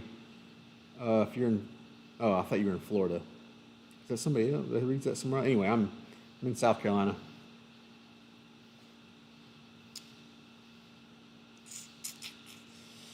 What's your all-time dream build? Well, right now it's this thing.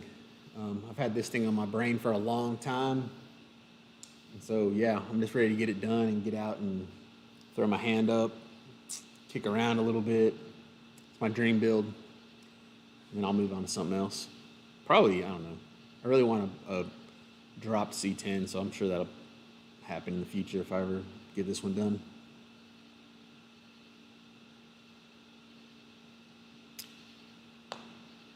Steel tree, yeah, you built an English wheel. That's rad. I actually looked at builder kits for a long time because I wanted to make my own, crazy contraption. But it was a time issue for me. It was like easier just to buy one than to build one. Another one from Michigan. What's up, David? Someone hasn't asked yet. Are you going to change the Bibster wheels? Have you seen the Ford Star Ultra Deep concave? Somebody hadn't asked in this live stream, but I've had a lot of people want me to change the wheels, and I wouldn't be against it. Honestly, it's just not a priority right now for me. I went with like the tried and true 5-star style wheel just because, the modern part of this, I felt like it just fit that perfect.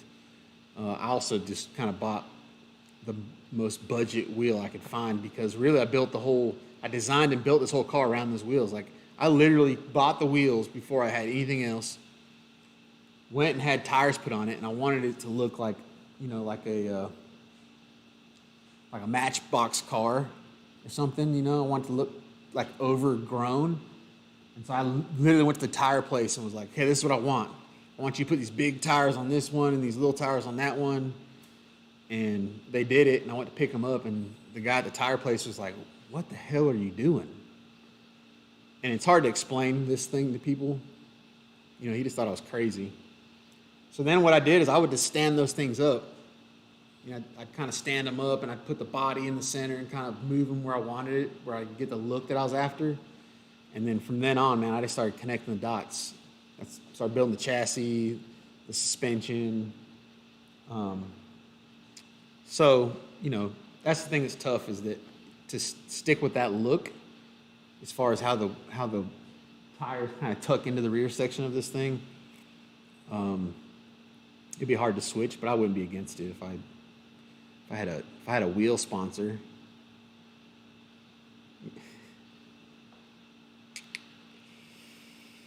I'm in a wheelchair doing custom LS swap to my 89 Camaro. That's rad, dude. That's rad. Badass of Hot Wheels and Matchbox made a replica. That would be dope. That'd be awesome. Texas in the house. I've got family in Austin, Round Rock area. My mom and sister live out there, and I got a stepbrother and sister as well. But they all live in Texas. I actually did a meetup out there not last time I was out there, a couple of years ago. If I'm ever back out that way, I'll probably do another meetup and y'all can come hang out.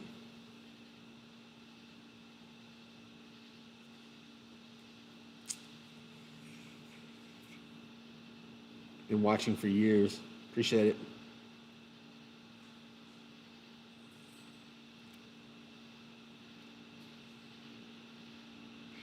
Lewis, I would love to have this thing at SEMA.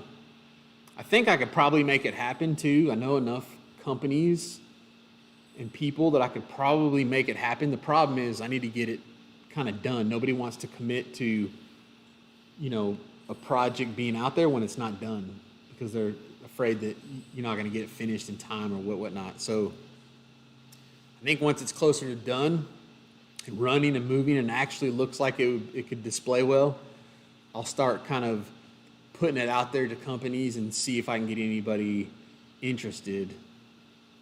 So that's kind of the plans. But yeah, I'd love to have it out there. It'd be a hell of a trek for me to get it out there, but I would do it. Cheers from Canada. Got family in Kerrville, Texas. Cincinnati in the house. Hilton Head. Love Hilton Head. Matter of fact, I think a week from now, I'm going to be down that way. Which is real close to Hilton Head. I love it down there. I love like Sea Pines down there in Harbor Town. Get on your little bike and ride around. It's so dope. I love it. San Antonio in the house. San Antonio's rad. Love the Riverwalk. That's one of my I've had some good times down there for sure. Dueling piano bar, it was rad.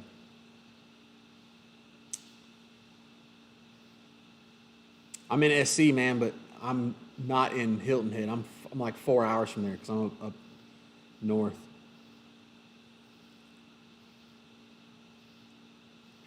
How do you get invited to SEMA? Well, as far as cars go, the manufacturers have to invite you to have them in their booth. Now, you can just go as a business. You don't have to be invited. You can just go. You just got to sign up, prove that you're a business, pay the fees, and you can go. Vegas is just a day trip. So you should, if it's just a day trip, you need to come to SEMA if you haven't been already. I probably won't be there this year, but next year you should come and hit me up, man. If you drink beer, we'll have a beer.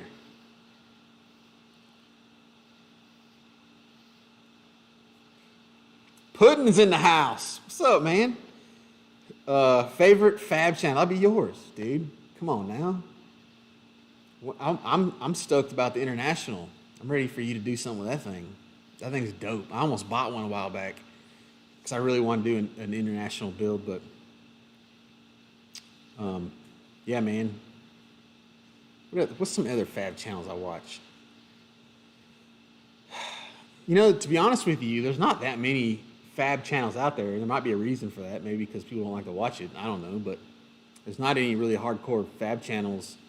Puddin', you be one of them, man. You put the work in. I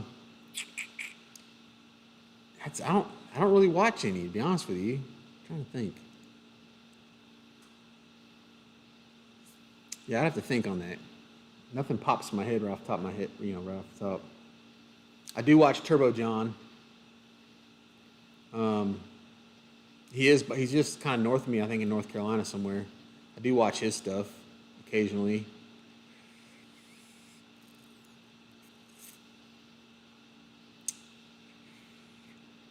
Puddin', we had people in here earlier talking about a collab, man. You'd be one that I'd collab with. We need to get together on that. I think you're out west though. Midwest, where you at? Oklahoma? I'd be down for that. How's the black ceiling in the shop? Does it get hot? Nope. This foam is the bomb. It stays cool in here. I'm gonna make a video on it. I talked about it earlier in the stream. It stays 20 degrees cooler in here than it does outside, and I only have AC. So the black is great because it disappears for the most part in here. I wish I'd kind of sprayed everything, that way I don't have to look at this yellow foam until I get it covered. Maybe it's good though, because it'll make me want to do it sooner. I need a job, so can I invest in more tools? So you can invest in more tools. I think my next investment is going to be a plasma cutter. My favorite tool. Maybe some more woodworking tools. I drink beer too, though Canada beer is better than American beer. Hey, maybe, I don't know. I love a good craft beer. Dank, I like them dank. I like them cloudy. I love a good dank IPA.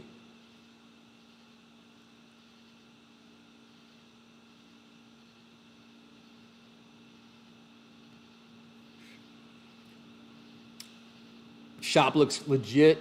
Appreciate it. Still a lot of work to do. Maybe I'll get there one day.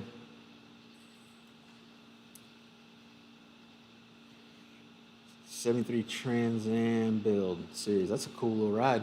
Those things are hard to come by. Budweiser for me. Man, I can't do butt wiper. Just can't do it. It's tough for me. It hurts me. Just subbed Puddin' and Turbo John. Never heard of either of them. They're cool. Puddin's rad. Puddin's got into this very entertaining style of video editing. So, I mean, what's rad about that is you could care less about cars. You could watch it and have a good time. And then Turbo John, he's all about racing. So if you're into drag racing, it's cool to watch some of that stuff he puts out. Mo money, mo money, mo money.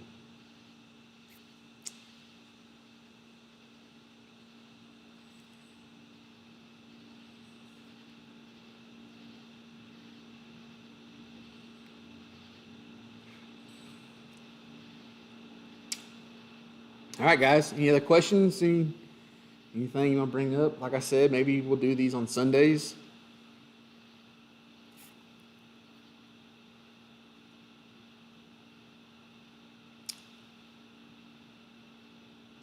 Was the bead making pliers for your intake? Yeah, I've made 2 of those videos. I actually learned that from somebody else and just brought it to you guys, but they are a great tool to throw in your toolbox, especially if you're out at the track or something and you got a boost application. You need to put a bead on a tube or something, pull them pliers out, works great. How's KillFab doing?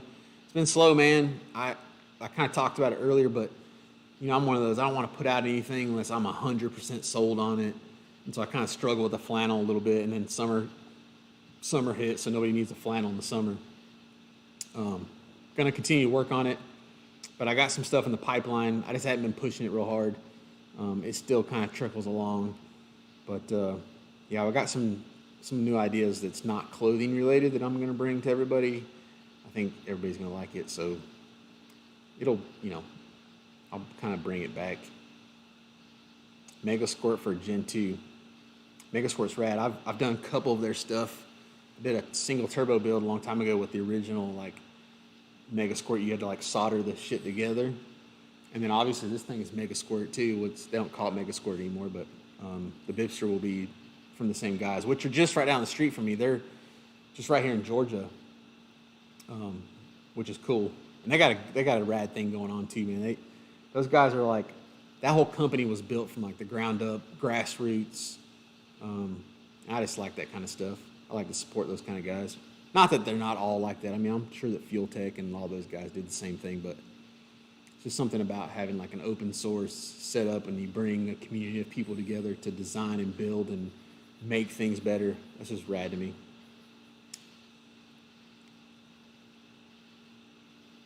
Yeah, man, engine's out, waiting on parts. Hopefully this week the rotating seal will come. I'll get motor put back together and back in the Bibster.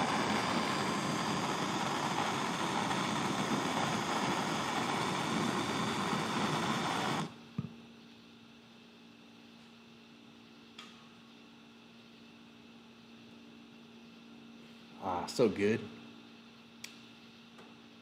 Probably not too many cigar smokers out there, but man, a good cigar.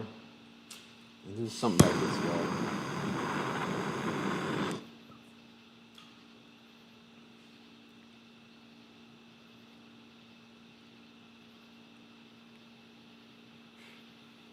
So the Battle of the Builders at SEMA, I think, is just for young guys.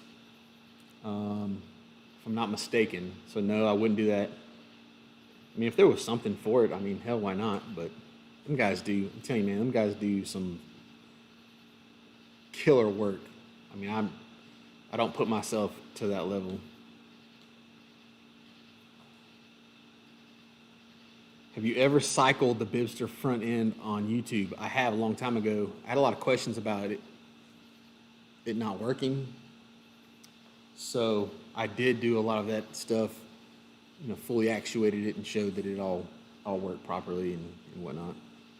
I mean, I'll do a lot more of that. Once I get the hydraulics done and this thing's moving, you know, we'll go through the whole thing. I'll kind of show all the bits and pieces. I don't have any help in my builds, man. I do everything by myself. I wish I did have help, but sometimes it takes more time. Sometimes when you have help, sometimes it takes more time to try to figure out, to get them to make your vision than it would just be to do it yourself. And so that's the main reason, I guess. I use the same lighter. Yeah, things work great. I've got like cigar lighters, but the old Blue Flame gets it done, gets the job done. Car events you're going to? We've been to the Woodward Dream. No, I've never been to Michigan. Would be cool if I ever get, you know, something to take up there. That would be rad. I mentioned earlier I'll be in North Carolina probably for Foxtoberfest. I'll do pits. That's really the only 2 car things I'll probably have something at.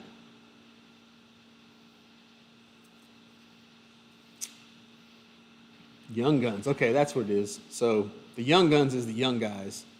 So I guess, yeah. So I guess there probably is something I could put this in, but man, like I said, not that I wouldn't do it. I might just do it for the experience, but I mean, you're competing with the Chip Fooses and I mean, it's hard to compete.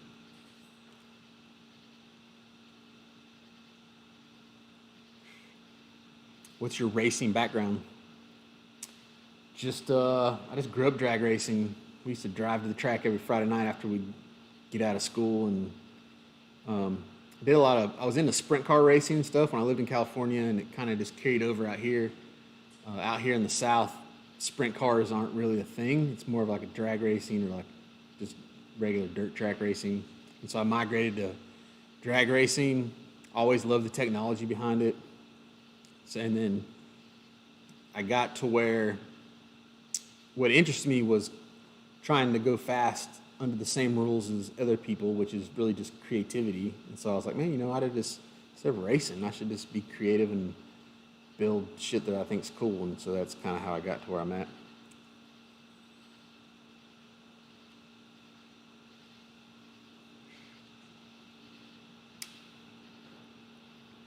Appreciate it, NTH. Appreciate you watching. Try to keep up the content on the Bibster. Get this thing done. Move over and all. I can't like get out of the way enough. This should be the centerpiece. I wish I could pick the camera up, walk around with it. So I've got the back section over here.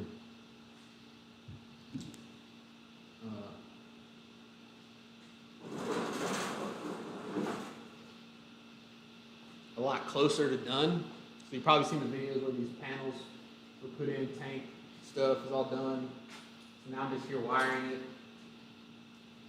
getting some of the lights situated and whatnot. I got to make a back panel for it still too before I can go back on, but yeah.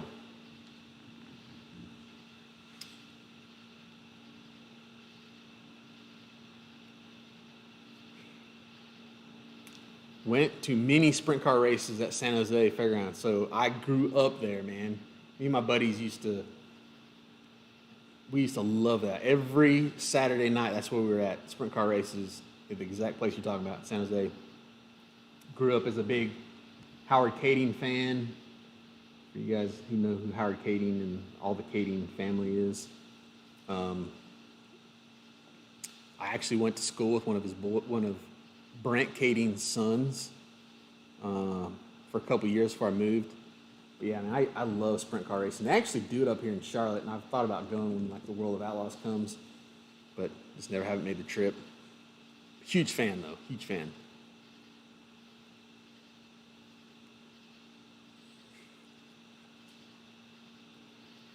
Quick air release for Airboss. I'll have to check into those. Main income stream. I've got a day job, but my main income stream is probably YouTube. Although a lot of it goes back into these projects. I say YouTube. So the way YouTube works is you make some money through ad revenue on YouTube itself, but it doesn't pay the greatest. I mean, it does. I mean, I'm thankful for what I get, but you know, brand deals and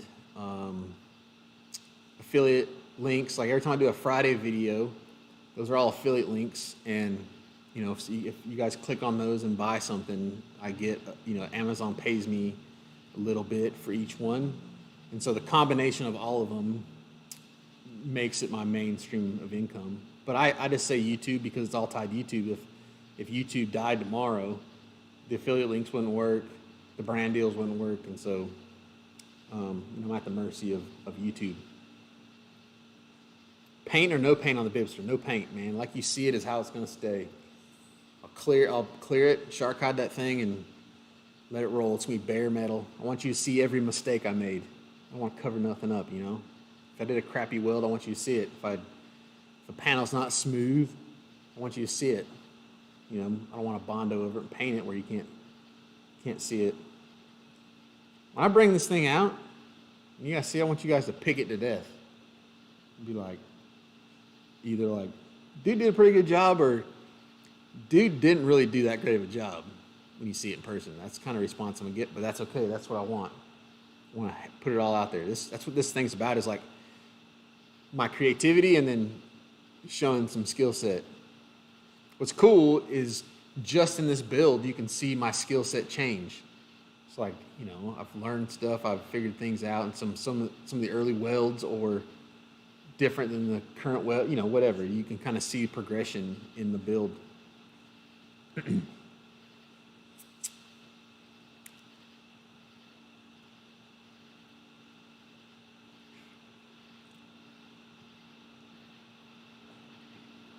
Broncos are rad, so I'm assuming you've got like a 70-something Bronco RK? And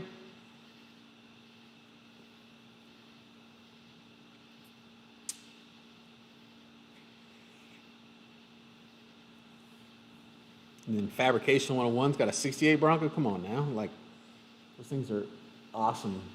I'd love to have one. They're just super hard to get a hold of. Thought the stream was over earlier. Yeah, man, we just keep going. Hey, I still got some cigar left. And you guys are still hanging around, so hell, we'll just keep talking. You can hang out with me. Keep talking. There goes, that's the South coming out. It's crazy. I was born and raised in California. Come out here, turned into a country boy. It's crazy how it happens.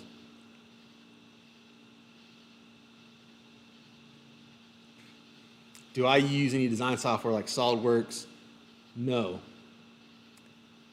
I would love to use that stuff, but the learning curve behind it, it's just tough for me to sit down and put the work in. I'm sure what's going to happen, though, as soon as I get the CNC plasma, I'm going to have to spend more time in that kind of environment, and so I'm sure that, you know, I'll have to get my feet wet a little more than I already know, which is not very much.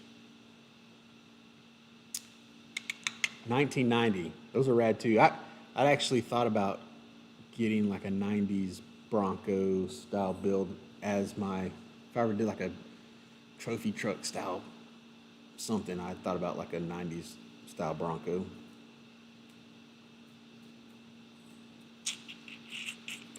How long does it take you to edit a video, and what software do you use? Depending on the video, usually a couple hours, 3-4 hours maybe, to do a good proper edit.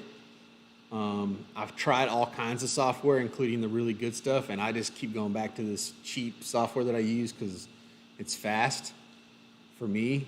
It's called Pinnacle Studio, I think, and I've even bought like newer versions of Pinnacle Studio, and I still go back to like some old version I've got. One day it's gonna die and I'm gonna be screwed. So I'm gonna have to learn something new, but sometimes the fancier the software, the harder it is to use for me. Even though I could probably do cooler stuff, you know, I'd rather not try to make it over fancy and just get the edit done and out. But yeah, usually like 3 hours. NTH, good night. Appreciate you hanging out. See you on the next one. It's for sale if you want it.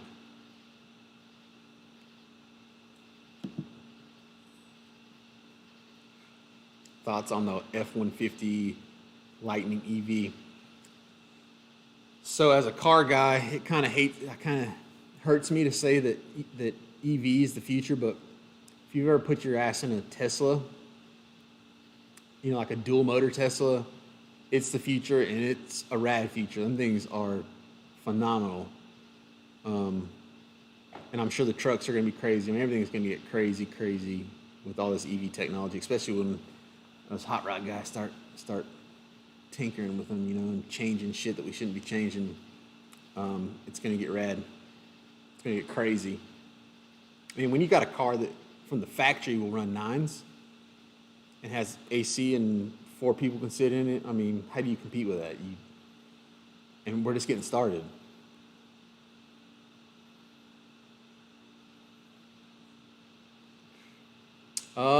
Fab work for Baja or any off-road related projects? No, but I got a buddy of mine locally that runs Ultra 4 and King of the Hammers.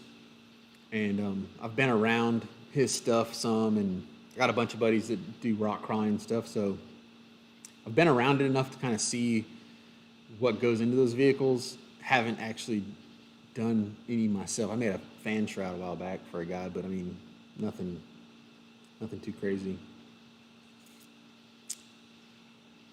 I did sell the Fab Cab, which was my long bed dually. Sold it to a guy in PA. He drove down here and picked it up and hooked a trailer to it and went home, kind of. Actually, it broke down on him, which I felt super bad, but I mean, it's one of those things like, you know, you can't predict that. I mean, hell, I drove the thing back from Nashville and no problems, and the guy had it before me, drove it to Texas. So, but yeah, I did sell it.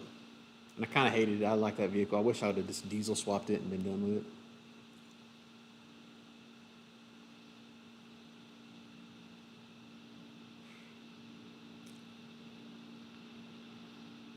Who are the two people that gave this chat a thumbs down? Man, you have some in every crowd, dude. Never fails. I can post a video, and 1 minute after posting, there'll be like 3 thumbs down. It's like, I think I've pissed somebody off along the way, and now they just follow everything I do just so they can thumbs down every post I make. I truly believe that. Oh well.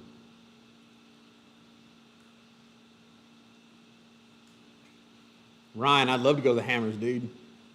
A lot of my buddies, all of them used to kind of get together and fly into LA and rent a motorhome and go out there. And they'd invited me to go, but I never went.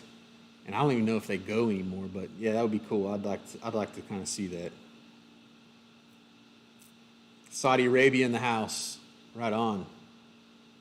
That's one place I'd like to go, is over there to see a lot of that. I don't know where at in Saudi Arabia you are, but I know over there, like, there's some money over in there. Some rad cars and stuff. Fab Lab about Mega Squirt on a turbo. I could probably do that. I need to, like, take notes. I could probably do a Fab Lab on Mega Squirt.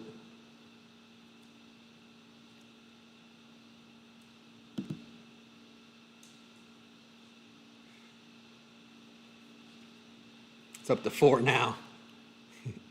Y'all go hit the thumbs up to counter out the thumbs down. Y'all go down.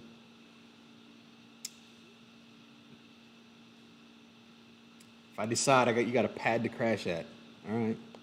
I won't remember this conversation, so you'll have to hit me up if you see that I'm gonna go. If I'm talking about going, you need to hit me up.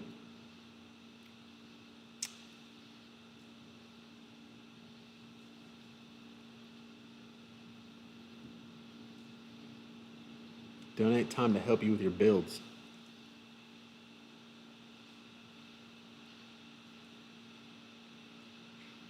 I tell you, so I've had people hit me up in the past for like a internship, which I'm down for.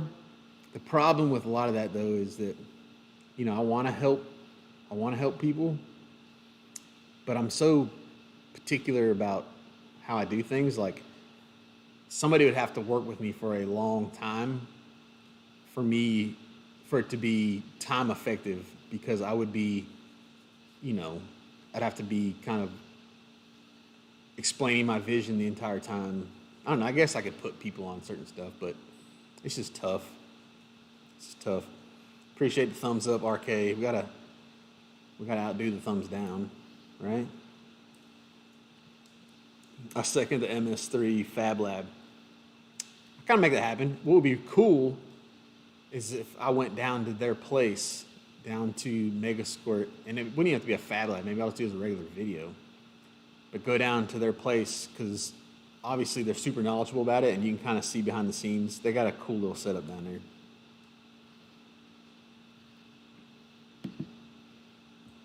there. I know, right? How would I piss somebody off? I'm a good dude. Smoking's bad for you. Yes, it is. I don't inhale. That helps. I don't know. My wife doesn't like it either. This is like a new thing that I've just kind of picked up. She hates it. She hates the stink of it mostly, but it's so enjoyable, man. You get a good stove and you just enjoy it.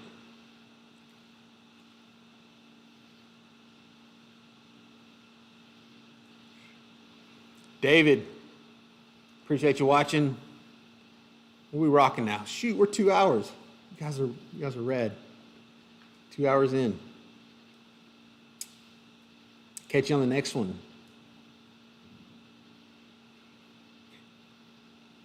All right, guys. I guess it is time for me to go. Appreciate y'all hanging out. Sundays. We'll try to do this on Sundays.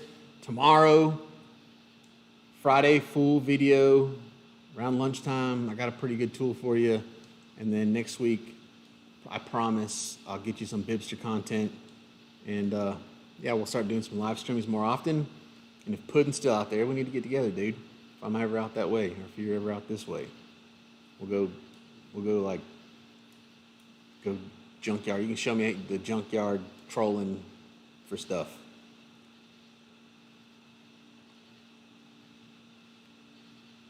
Appreciate it, Robert. Have a good one. 2 hours. I think that's a record. Anyway, y'all go do work, son.